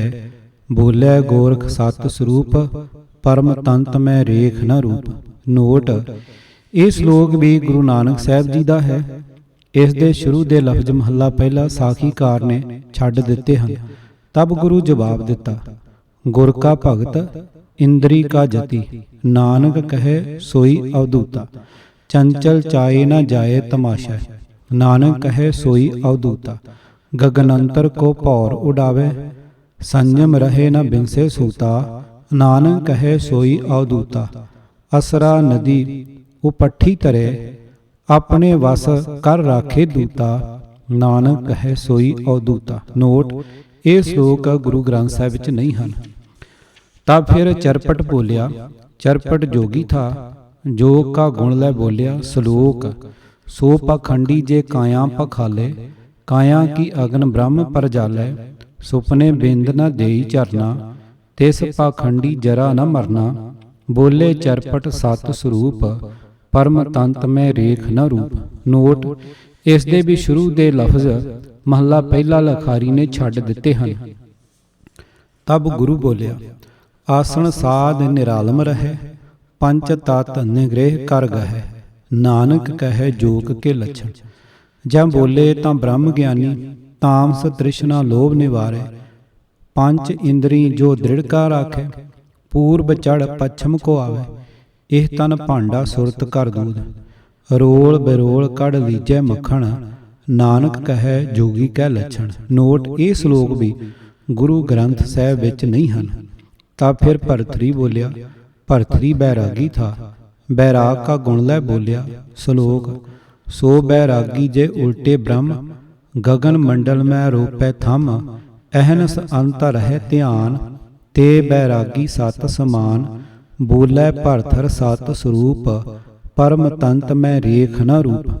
तब गुरु बाबे जवाब दिता, सो बैरागी जो बै में आवे। नानक है सोई बैरागी, परचे के कर रहे उदास। नानक है सोई बैरागी। नोट ਇਹ ਸ਼ਲੋਕ ਵੀ ਗੁਰਬਾਣੀ ਨਹੀਂ ਹਨ। ਗੋਸ਼ਟ ਮੁੱਕਣ ਤੇ ਸਿੱਧ ਸਤਿਗੁਰੂ ਜੀ ਨੂੰ ਅਚਲ ਬਟਾਲੇ ਮੇਲੇ ਉੱਤੇ ਅੱਪਣ ਲਈ ਆਖਦੇ ਹਨ। ਜੋਗੀ ਪੌਣ ਕੀ ਚਾਲ ਚੱਲ ਕੇ 3 ਦਿਨਾਂ ਵਿੱਚ ਅੱਪੜਦੇ ਸਨ। ਜੋਗੀਆਂ ਨੇ ਅਸਲ ਵਿੱਚ ਇਹ ਵੀ ਆਪਣੀਆਂ ਰਿੱਧੀਆਂ ਸਿੱਧੀਆਂ ਦਾ ਚਮਤਕਾਰਾ ਦੱਸਣ ਵਾਸਤੇ ਆਖਿਆ ਸੀ। ਸਾਖੀਕਾਰ ਲਿਖਦਾ ਹੈ ਕਿ ਤਬ ਸਿੱਧ ਉੱਥੋਂ ਚੱਲੇ ਤਾਂ ਪਿੱਛੋਂ ਬਾਬਾ ਵੀ ਚੱਲਿਆ ਮਨਸਾ ਦੀ ਚਾਲ। ਇੱਕ ਪਲ ਮੈਂ ਗਿਆ, ਆਏ ਬੜ ਤਲੇ ਬੈਠਾ। ਪਿੱਛੋਂ ਸਿੱਧ ਆਏ। ਸਾਖੀਕਾਰ ਨੇ ਇੱਥੇ ਵੀ ਨਵਾਂ ਹੀ ਰੂਪ ਬਦਲਿਆ। ਅੱਗੇ ਸਦਾ ਇਹੀ ਲਿਖਦਾ ਹੈ ਕਿ ਜਾਂਦੇ ਜਾਂਦੇ, ਰਮਦੇ ਰਮਦੇ, ਚਲਦੇ ਚਲਦੇ। 1.25 ਲੱਖ ਪਰਬਤ ਦਾ ਪੈਂਡਾ ਕਰਨ ਵਾਸਤੇ ਵੀ ਲਫ਼ਜ਼ ਲੰਘ ਹੀ ਸਾਖੀਕਾਰ ਨੇ ਵਰਤਿਆ। ਇਹ ਮਨਸਾ ਕੀ ਚਾਲ ਵਾਲਾ ਖਿਆਲ ਭਾਈ ਬਾਲੇ ਦੀ ਜਨਮ ਸਾਖੀ ਵਿੱਚੋਂ ਆਇਆ ਜਾਪਦਾ ਹੈ। ਊਨਾ ਪਰਬਤ, ਸਿਲਕਾ ਪਰਬਤ, ਦੱਤਾਤ੍ਰੇਯ, ਕਾਗ ਪਸੁੰਡ, ਧਰੂਪ ਭਗਤ, ਸੀਲਾ ਪਰਬਤ, ਆਹਾਰ ਪਰਬਤ ਆਦਿਕ ਅਨੇਕਾਂ ਪਰਬਤਾਂ ਦੇ ਸੈਲ ਅੱਖ ਦੇ ਫੋਰ ਵਿੱਚ ਕਰਾਏ ਹਨ। ਇਹਨਾਂ ਸਾਰੀਆਂ ਵਿਚਾਰਾਂ ਤੋਂ ਅਸੀਂ ਇਸੇ ਨਤੀਜੇ ਉੱਤੇ ਪੜ੍ਹਦੇ ਹਾਂ ਕਿ ਇਸ ਸਾਖੀ ਵਿੱਚ ਕਾਫੀ ਹੱਥ ਫੇਰੀ ਕੀਤੀ ਗਈ ਹੈ। ਕੋਈ ਅਜਬ ਗੱਲ ਨਹੀਂ ਕਿ ਇਹ ਸਾਰੀ ਦੀ ਸਾਰੀ ਸਾਖੀ ਉਸੇ ਸੱਜਣ ਨੇ ਇੱਥੇ ਲਿਖ ਦਿੱਤੀ ਹੋਵੇ ਜਿਸ ਨੇ ਭਾਈ ਬਾਲੇ ਵਾਲੀ ਜਨਮ ਸਾਖੀ ਲਿਖੀ ਹੈ। ਉਂਝ ਇਹ ਸਾਖੀ ਪਾਣ ਲੱਗਾ ਉਹ ਸੱਜਣ ਖੁੰਝ ਫਿਰ ਵੀ ਗਿਆ ਹੈ। ਅਸਲ ਸਾਖੀਕਾਰ ਨੇ ਪਿਛਲੀ ਸਾਖੀ ਨੰਬਰ 49 ਵਿੱਚ ਲਿਖਿਆ ਹੈ ਕਿ ਤੀਜੀ ਉਦਾਸੀ ਕਸ਼ਮੀਰ ਦੀ ਸੀ। ਤਦੋਂ ਨਾਲ ਹੰਸੂ ਲੋਹਾਰ ਅਤੇ ਸ਼ੀਹਾਂ ਸ਼ੀਂਬਾ ਥੇ। ਪੰਡਤ ਬ੍ਰਹਮਦਾਸ ਨਾਲ ਗੋਸ਼ਟ ਹੋਈ। ਉਸ ਦੇ ਪਰਥਾਏ ਉਚਰੀ ਬਾਣੀ ਬਾਰੇ ਸਾਖੀਕਾਰ ਲਿਖਦਾ ਹੈ ਕਿ ਬਾਣੂ ਹੱਸੀ ਲੋਹਾਰ ਅਤੇ ਸ਼ੀਹੇ ਸ਼ੀਂਬੇ ਲਿਖੀ ਹੈ। ਤਾਂ ਇਹ ਗੱਲ ਵੀ ਅਨਹੋਣੀ, ਇਹ ਲੋਹਾਰ ਤੇ ਸ਼ੀਂਬੇ ਕਿੱਥੋਂ ਸਤਿਗੁਰੂ ਜੀ ਦੇ ਨਾਲ ਰਲ ਪਏ? ਲਿਖਣ ਪੜ੍ਹਨ ਜੋਗੇ ਇਹ ਕਦੋਂ ਹੋ ਪਏ? ਅਸਲ ਸਾਥੀ ਭਾਈ ਮਰਦਾਨਾ ਕਿੱਥੇ ਗਿਆ? ਪਰ ਜੇ ਇਹ ਮੰਨ ਵੀ ਲਿਆ ਜਾਏ ਕਿ ਤੀਜੀ ਉਦਾਸੀ ਵਿੱਚ ਮਰਦਾਨੇ ਦੇ ਥਾਂ ਇਹ ਦੋਵੇਂ ਵਿਦਵਾਨ ਸਤਿਗੁਰੂ ਜੀ ਦੇ ਸਾਥੀ ਸਨ, ਤਾਂ ਕਿ ਸਾਖੀ ਨੰਬਰ 50 ਦੇ 1.25 ਲੱਖ ਪਰਬਤ ਲੰਘਣ ਵੇਲੇ ਵੀ ਉਹ ਨਾਲ ਹੀ ਸਨ? ਕਿ ਸੁਮੇਰ ਪਰਬਤ ਉੱਤੇ ਵੀ ਉਹ ਸਤਿਗੁਰੂ ਜੀ ਦੇ ਨਾਲ ਗਏ ਸਨ? ਜਦੋਂ ਸਤਿਗੁਰੂ ਜੀ ਮਨਸਾ ਕੀ ਚਾਲ ਨਾਲ ਸੁਮੇਰ ਤੋਂ ਅਚਲ ਵਟਾਲੇ ਪਹੁੰਚੇ ਸਨ, ਤਾਂ ਕਿ ਇਹ ਦੋਵੇਂ ਨਵੇਂ ਸਾਥੀ ਵੀ ਉਸੇ ਚਾਲ ਅਚਲ ਅਪੜੇ ਸਨ। ਪਰ ਸਾਖੀਕਾਰ ਨੂੰ ਤਾਂ ਇਹ ਦੱਸਣ ਦਾ ਚੇਤਾ ਹੀ ਨਹੀਂ ਰਿਹਾ ਕਿ ਉਹ ਦੋਵੇਂ ਸਾਥੀ ਕਿੱਥੇ ਖੁੰਝ ਗਏ। ਜਿਵੇਂ ਉਹ ਸਾਖੀ ਨੰਬਰ 49 ਵਿੱਚ ਸ਼ਾਇਦ ਕਿਤੋਂ ਧਰਤੀ ਵਿੱਚੋਂ ਅਚਨਚੇਤ ਨਿਕਲ ਆਏ ਸਨ, ਤਿਵੇਂ ਹੀ ਉਹ ਬ੍ਰਹਮਦਾਸ ਵਾਲੀ ਗੋਸ਼ਟ ਲਿਖ ਕੇ ਧਰਤੀ ਵਿੱਚ ਹੀ ਸ਼ਾਇਦ ਲੋਪ ਹੋ ਗਏ। ਜਾਂ ਸਾਖੀ ਨੰਬਰ 50 ਪਿੱਛੋਂ ਪਾਉਣ ਵਾਲੇ ਨੂੰ ਇਹਨਾਂ ਦੇ ਸਮੇਟਣ ਦਾ ਖਿਆਲ ਨਹੀਂ ਰਿਹਾ। ਸੱਸਾ ਸਾਖੀ ਨੰਬਰ 47 ਸ਼ਿਵਨਾਭ ਪ੍ਰਾਣ ਸੰਗਲੀ। ਸ਼ਿਵਨਾਭ ਬਾਰੇ ਪਿਛਲੇਰੇ ਅੰਕ ਵਿੱਚ ਅਸੀਂ ਦੱਸ ਆਏ ਹਾਂ ਕਿ ਸਾਖੀਕਾਰ ਮੁਸਲਮਾਨੀ ਖਿਆਲਾਂ ਦੇ ਬਹੁਤ ਡੂੰਘੇ ਅਸਰ ਹੇਠ ਦਿਸ ਰਿਹਾ ਹੈ। ਹਜ਼ਰਤ ਇਬਰਾਹਿਮ ਦੇ ਪੁੱਤਰ ਦੀ ਕੁਰਬਾਨੀ ਵਾਲੀ ਰਵਾਇਤ ਉਸ ਦੇ ਮਨ ਵਿੱਚ ਡੂੰਘਾ ਘਰ ਕਰ ਚੁੱਕੀ ਹੋਈ ਹੈ। ਉਹੀ ਉਸਨੇ ਗੁਰੂ ਨਾਨਕ ਸਾਹਿਬ ਤੇ ਰਾਜੇ ਸ਼ਿਵਨਾਭ ਦੇ ਨਾਲ ਜੋੜ ਦਿੱਤੀ ਹੈ। ਇਸ ਸਾਖੀ ਵਿੱਚ ਇੱਕ ਹੋਰ ਅਨੋਖੀ ਖੇਡ ਵੇਖਣ ਵਿੱਚ ਆ ਰਹੀ ਹੈ। ਆਮ ਤੌਰ ਤੇ ਹਰੇਕ ਸਾਖੀ ਦੇ ਮੁੱਕਣ ਦੇ ਲਫ਼ਜ਼ ਬੋਲੋ ਜੀ ਵਾਹਿਗੁਰੂ ਲਿਖੇ ਮਿਲਦੇ ਹਨ। ਇਸ ਸਾਖੀ ਵਿੱਚ ਜ਼ਿਕਰ ਆਉਂਦਾ ਹੈ ਕਿ ਸਤਿਗੁਰੂ ਜੀ ਨੇ ਜਦੋਂ ਸ਼ਿਵਨਾਭ ਦਾ ਸਿਦਕ ਚੰਗੀ ਤਰ੍ਹਾਂ ਪਰਖ ਲਿਆ ਤਾਂ ਸ਼ਿਵਨਾਭ ਨੂੰ ਚਰਨੀ ਲਾਇਸ ਜਨਮ ਮਰਨ ਰਾਜੇ ਸ਼ਿਵਨਾਭ ਕਾ ਕਟਿਆ ਸਿੱਖ ਹੋਵਾ ਸੈਦੋਂ ਜੱਟ ਜਾਤ ਕੇ ਹੋਂ ਪੌਲ ਹੁਕਮ ਨਾਲ ਦਿੱਤੀ ਸਾਰਾ ਸਿੰਗਲਾ ਦੀਪ ਸਿੱਖ ਹੋਵਾ ਗੁਰੂ ਗੁਰੂ ਲੱਗਾ ਜਪਣ ਸਾਰਾ ਖੰਡ ਬਖਸ਼ਿਆ ਰਾਜੇ ਸ਼ਿਵਨਾਭ ਕੈ ਪਿੱਛੇ ਬੋਲੋ ਵਾਹਿਗੁਰੂ। ਚਾਹੀਦਾ ਇਹ ਸੀ ਕਿ ਬੋਲੋ ਵਾਹਿਗੁਰੂ ਤੇ ਸਾਖੀ ਮੁੱਕ ਜਾਂਦੀ, ਪਰ ਇੱਥੇ ਨਵੀਂ ਖੇਡ ਇਹ ਹੈ कि इस तो आगां सिंगला दीप की संगत की और रास का जिक्र चल पिया है। साखीकार लिखता है जब रात पवे तां सबे इकट्ठे आए बहन धर्मशाला तब एक सिख प्रसाद राती कह कर जावे भल के इकट्ठे जाए खावन जे सिख दे प्रसाद होवे तिसके 21 मण लूण रसोई पवे तित महल गोजी बाणी प्रगास होई श्री सतगुर प्रसाद लिखतं प्राण संगली सोन महल की कथा निरंकार का ध्यान गोजी बाणी बाबे का बोलना प्राण पिंड का मथंत तदों नाल सैदों अते सीहों थे सिख तब प्राण संगली हुई पर लै किने न सकियां उथे ही छड्डी सैदों के हों लिखाई चरण मजार के प्रगट कीती नाही अनाहत बाणी राजे शिवनाभ जोग मिली बचन हुआ जो एक आदमी आवेगा जंबूदीप ते उस जोग लिख देवनी। श्लोक नंबर 15। साखी नंबर 47 ਦਾ ਇਹ ਸੰਗਤ ਕੀ ਰੋਹਰਾਸ ਵਾਲਾ ਹਿੱਸਾ ਅਸਲ ਸਾਖੀਕਾਰ ਦਾ ਲਿਖਿਆ ਨਹੀਂ ਜਾਪਦਾ। ਜਿਸ ਨਾਟਕੀ ਤਰੀਕੇ ਨਾਲ ਜੁਗਾਵਲੀ ਪ੍ਰਗਟ ਹੋਈ ਸੀ ਉਸੇ ਤਰ੍ਹਾਂ ਪ੍ਰਾਣ ਸੰਗਲੀ ਦਾ ਪ੍ਰਕਾਸ਼ ਕਰਾਇਆ ਗਿਆ, ਪਰ ਵੇਖੋ ਕਿਵੇਂ ਬੇਥਵੀਆਂ ਗੱਲਾਂ ਲਿਖੀਆਂ ਗਈਆਂ ਹਨ। ਲੈ ਕਿਨੇ ਨਾ ਸਕੀਆਂ ਉਥੇ ਹੀ ਛੱਡੀ। ਫਿਰ ਲਿਖਦਾ ਹੈ ਸੈਦੋਂ ਕਿਹੋਂ ਲਿਖਾਈ ਪ੍ਰਗਟ ਕੀਤੀ ਨਹੀਂ ਸ਼ਿਵਨਾਭ ਜੋਗ ਮਿਲੀ। ਅਜਿਹੇ ਪਰਸਪਰ ਵਿਰੋਧੀ ਵਾਕ ਲਿਖ ਦਿੱਤੇ ਹਨ ਕਿ ਪੜ੍ਹਨ ਵਾਲੇ ਦੇ ਪੱਲੇ ਕੁਝ ਨਾ ਪਵੇ। ਜਿਹੜਾ ਸੈਦੋਂ ਕਿਹੋਂ ਸਾਖੀ 46 ਵਾਲੀ ਸਿੱਧਾਂ ਨਾਲ ਗੋਸ਼ਟ ਲਿਖ ਲਿਆਇਆ ਸੀ ਉਸੇ ਵਿਦਵਾਨ ਲਖਾਰੀ ਨੂੰ ਇਹ ਪ੍ਰਾਣ ਸੰਗਲੀ ਵੀ ਲਿਖਾਈ ਗਈ। ਫਿਰ ਉਹ ਆਪਣੇ ਨਾਲ ਕਿਉਂ ਨਾ ਲਿਆਇਆ? ਫਿਰ ਪਤਾ ਜੇ ਕਿ ਸੰਗਲਾਦੀਪ ਪੰਜਾਬ ਤੋਂ ਕਿੰਨੀ ਦੂਰ ਹੈ। 15 ਸ਼ਲੋਕਾਂ ਦੀ ਨਿੱਕੀ ਜੀ ਬਾਣੀ 3-4 ਸਫ਼ਿਆਂ ਉੱਤੇ ਲਿਖੀ ਜਾ ਸਕਦੀ ਹੈ। ਕੀ ਇਹ 4 ਸਫ਼ਿਆਂ ਦਾ ਭਾਰ ਭਾਈ ਸੈਦੋ ਜੱਟ ਚੁੱਕ ਨਹੀਂ ਸਕਦਾ ਸੀ? ਕੀ ਇਹ ਸੌਖੀ ਖੇਡ ਸੀ ਕਿ ਇਹਨਾਂ 4 ਸਫ਼ਿਆਂ ਦੀ ਖਾਤਰ ਇੱਕ ਸਿੱਖ ਨੂੰ ਮੁੜ 4000 ਮੀਲ ਦਾ ਪੈਂਡਾ ਕਰਨਾ ਪਏ? ਅਸਲ ਗੱਲ ਇਹ ਹੈ ਕਿ ਇਸ ਸਾਖੀ ਦਾ ਦੂਜਾ ਹਿੱਸਾ ਕਿਸੇ ਹੋਰ ਨੇ ਪਿੱਛੋਂ ਪਾਇਆ ਹੈ। ਉਹ ਕੌਣ ਸੀ, ਇਹ ਭੇਦ ਅਗਾਂਹ ਚੱਲ ਕੇ ਖੁੱਲ੍ਹੇਗਾ।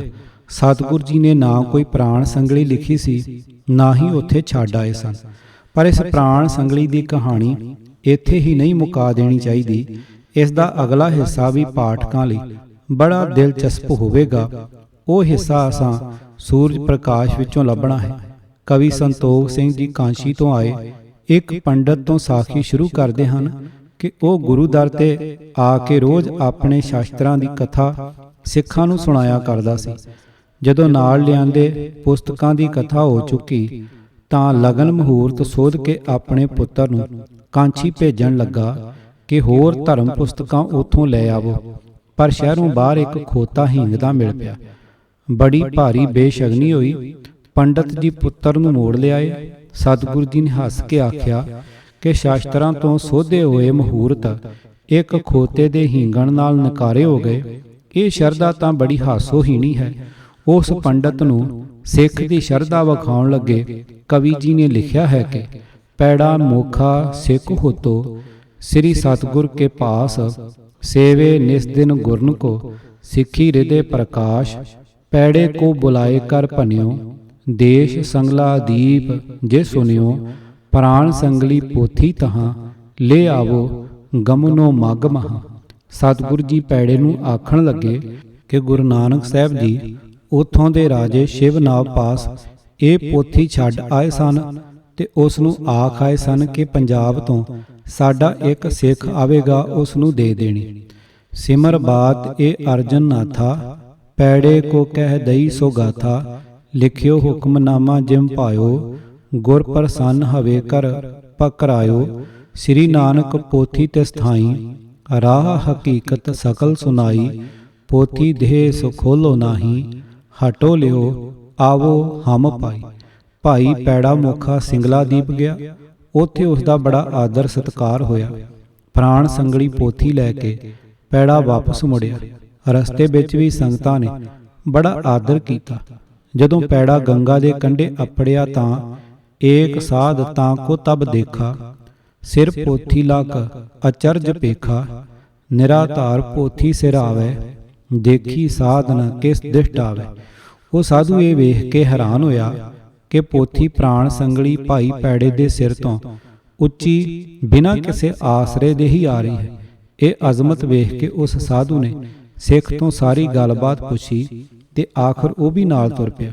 ਅੰਮ੍ਰਿਤਸਰ ਆਪਣੇ ਘਰ ਆ ਕੇ ਪੈੜੇ ਨੇ ਗੁਰ ਆਗਿਆ ਦਾ ਉਲੰਘਣ ਕਰਕੇ ਪੋਥੀ ਪੜ੍ਹ ਕੇ ਵੇਖੀ। ਪੋਥੀ ਖੋਲ ਪੱਠੀ ਤਿਨ ਸਾਰੀ ਕਲਾ ਜੋ ਕੀ ਸਕਲ ਉਚਾਰੀ। ਪੈੜੇ ਨੇ ਉਸ ਵਿੱਚੋਂ ਇੱਕ ਕਾਂਡ ਚੁਰਾ ਲਿਆ ਤੇ ਬਾਕੀ ਦੀ ਸਤਿਗੁਰੂ ਜੀ ਪਾਸ ਲੈ ਆਂਦੀ। ਗੁਰੂ ਸਾਹਿਬ ਉਸ ਨੂੰ ਗੁੱਸੇ ਹੋਏ ਤਾਂ ਉਹ ਘਰੋਂ ਜਾ ਕੇ ਚੁਰਾਇਆ ਕਾਂਡ ਵੀ ਲਾਇਆ। ਗੁਰੂ ਅਰਜਨ ਸਾਹਿਬ ਨੇ ਵਿਚਾਰਿਆ ਕਿ ਕਲਯੁਗੀ ਜੀਵ ਮੂਰਖ ਮਤ ਹਨ। ਇਹ ਪੋਥੀ ਪੜ੍ਹ ਕੇ ਉਹਨਾਂ ਦੀ ਮਤ ਫਿਰ ਜਾਵੇਗੀ। ਗਿਆਨਹੀਨ ਲੋਕ ਆਪਣੇ ਆਪ ਨੂੰ ਸਿੱਧ ਅਖਵਾਉਣ ਲੱਗ ਪੈਣਗੇ। ਇਹ ਵਿਚਾਰ ਕੇ ਪੋਥੀ ਜਲ ਪ੍ਰਵਾਹ ਕਰ ਦਿੱਤੀ। ਪੈੜੇ ਦੇ ਨਾਲ ਆਏ ਸਾਧੂ ਨੇ ਬੇਨਤੀ ਕੀਤੀ ਕਿ ਮੈਂ ਤਾਂ ਬੜੀ ਦੂਰੋਂ ਆਸ ਧਾਰ ਕੇ ਆਇਆ ਸਾਂ, ਇਹ ਪੋਥੀ ਮੈਨੂੰ ਬਖਸ਼ੋ। ਗੁਰੂ ਸਾਹਿਬ ਨੇ ਇਜਾਜ਼ਤ ਦੇ ਦਿੱਤੀ ਤੇ ਉਸ ਸਾਧ ਨੇ ਤੁਰੰਤ ਪਾਣੀ ਵਿੱਚੋਂ ਕੱਢ ਲਈ।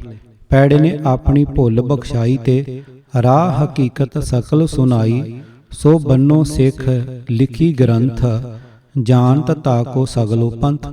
ਪ੍ਰਾਣ ਸੰਗਲੀ ਦੀ ਸਾਖੀ ਕੀ ਹੈ? ਇੱਕ ਬੜਾ ਭਾਰੀ ਇੰਦਰਜਾਲ ਹੈ।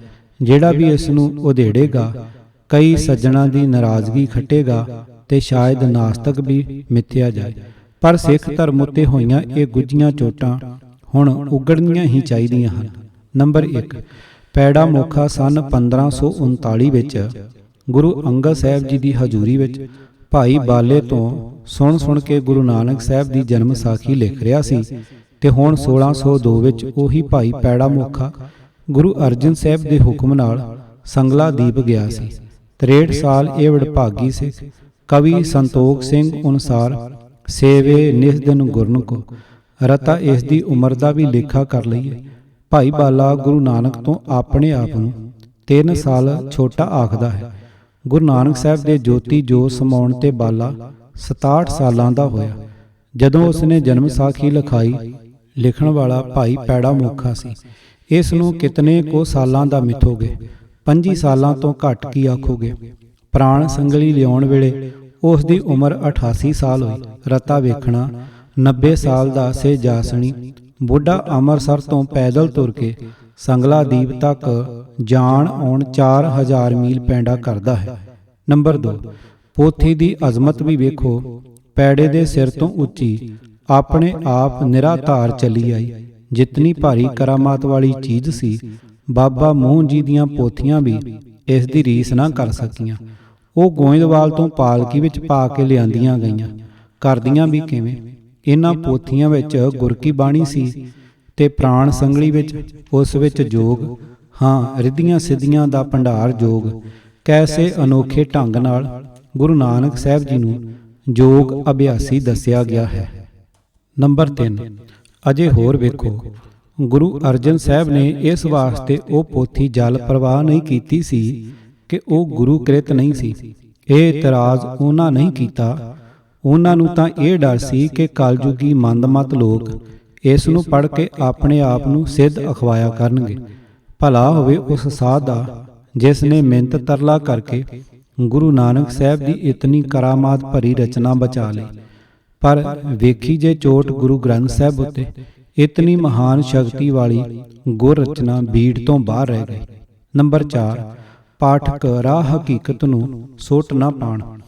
ਜਦੋਂ ਪੈੜਾ ਮੁੱਖਾ ਅੰਮ੍ਰਿਤਸਰ ਤੋਂ ਤੁਰਨ ਲੱਗਾ ਤਾਂ ਗੁਰੂ ਅਰਜਨ ਸਾਹਿਬ ਨੇ ਉਸ ਨੂੰ ਰਾਹ ਹਕੀਕਤ ਸਕਲ ਸੁਣਾਈ ਤੇ ਜਦੋਂ ਪੈੜਾ ਵਾਪਸ ਆਇਆ ਤਾਂ ਉਸਨੇ ਵੀ ਸਤਿਗੁਰੂ ਜੀ ਨੂੰ ਰਾਹ ਹਕੀਕਤ ਸਕਲ ਸੁਣਾਈ ਤੇ ਫਿਰ ਇਹ ਰਾਹ ਹਕੀਕਤ ਭਾਈ ਬੰਨੋ ਵਾਲੀ ਬੀੜ ਵਿੱਚ ਜਾ ਬਿਰਾਜੀ।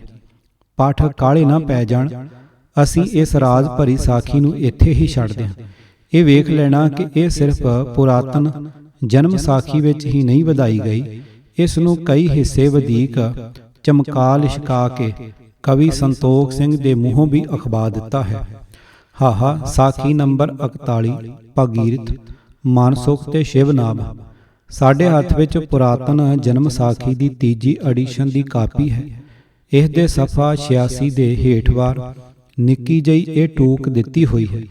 ਇਹ ਸਾਖੀ ਵੀ ਸਾਰੀ ਹਾਫਜ਼ਾਬਾਦ ਵਾਲੇ ਨੁਸਖੇ ਵਿੱਚੋਂ ਪਾਈ ਹੈ। ਵਲੈਤ ਪਹੁੰਚੀ ਸਾਖੀ ਵਿੱਚ ਹੈ ਨਹੀਂ। ਇਤਨੇ ਵਿੱਚ ਹੀ ਇਹ ਸਾਖੀ ਸ਼ੱਕੀ ਤਾਂ ਹੋ ਹੀ ਗਈ।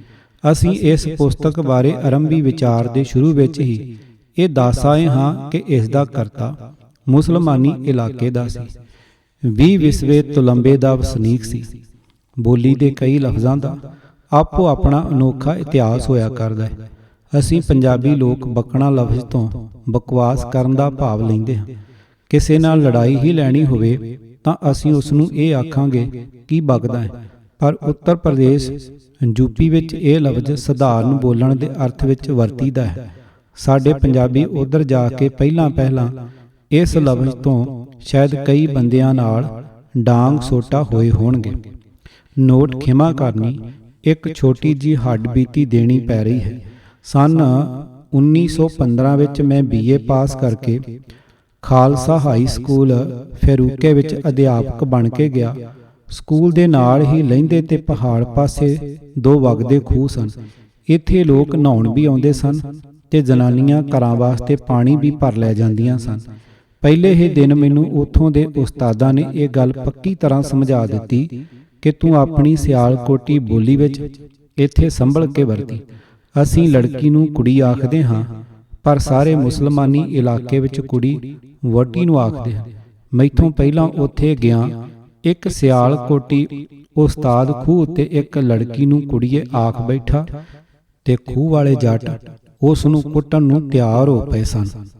ਜ਼ਿਲ੍ਹਾ ਸ਼ਾਹਪੁਰ ਗੁਜਰਾਤ, ਮੁਲਤਾਨ, ਡੇਰਾ ਇਸਮਾਈਲ ਖਾਂ, ਡੇਰਾ ਗਾਜ਼ੀ ਖਾਂ, ਇਹਨਾਂ ਸਭ ਮੁਸਲਮਾਨੀ ਇਲਾਕਿਆਂ ਵਿੱਚ ਕੁੜੀ ਵਹੁਟੀ ਨੂੰ ਆਖਦੇ ਹਨ। ਪਰ ਜਿਹੜਾ ਮਨੁੱਖ ਲਫ਼ਜ਼ ਕੁੜੀ ਧੀ ਵਾਸਤੇ ਵਰਤਦਾ ਹੈ, ਉਸ ਦੀ ਬਾਬਤ ਪੱਕ ਜਾਣੋ ਕਿ ਉਹ ਕੇਂਦਰੀ ਪੰਜਾਬ ਦਾ ਰਹਿਣ ਵਾਲਾ ਹੈ। ਅਸਾਂ ਪੁਰਾਤਨ ਜਨਮ ਸਾਖੀ ਦੀ ਸਾਖੀ ਨੰਬਰ 41 ਤੇ ਵਿਚਾਰ ਸ਼ੁਰੂ ਕੀਤੀ ਸੀ। ਸਾਖੀਕਾਰ ਲਿਖਦਾ ਹੈ ਕਿ ਜਦੋਂ ਗੁਰੂ ਨਾਨਕ ਸਾਹਿਬ ਜੀ ਨੇ ਕਰਤਾਰਪੁਰ ਪੱਕੀ ਰਹਿائش ਕਰ ਲਈ, तब एक खत्री था, खरा गरीब जतीम था। उसके घर एक कुड़ी सी, घरों खरा आजस सी, सर किश ना सी आमदा। उन बाबे पास आए अरदास कीती, अजी गरीब नवाज, मेरे ते सर किश नहीं आमदी, बेटी कुआरी है, किस परमेश्वर के नाए अंगीकार कर खसमाना होवे। तां बाबे हुक्म कीता, जे किश वस्त तैनू चाहीदी है सो तू लखाए लै आओ, ਅਸੀਂ ਅਣਾਏ ਦਿਹਾਂਗੇ। ਹੁਣ ਖੱਤਰੀ ਵਿਵਾਹ ਦੀ ਵਸਤ ਲੈ ਖਾਂਦੀ ਜਿਤਨੀ ਲੋੜੀਂਦੀ ਸੀ, ਤਾਂ ਬਾਬੇ ਹੁਕਮ ਕੀਤਾ, ਭਗੀਰਥ ਆਣ ਦਿਨੋਂ ਭਾਈ ਭਗੀਰਥਾ ਤੂੰ ਲਾਹੌਰ ਜਾਏ, ਜਿਤਨੀਆਂ ਵਸਤੂ ਲੋੜੀਂਦੀਆਂ ਹਨ ਤੇ ਲਿਖੀਆਂ ਹਨ ਸੋ ਸਭ ਲੈ ਕੇ ਤੁਧ ਆਵਣੀਆਂ।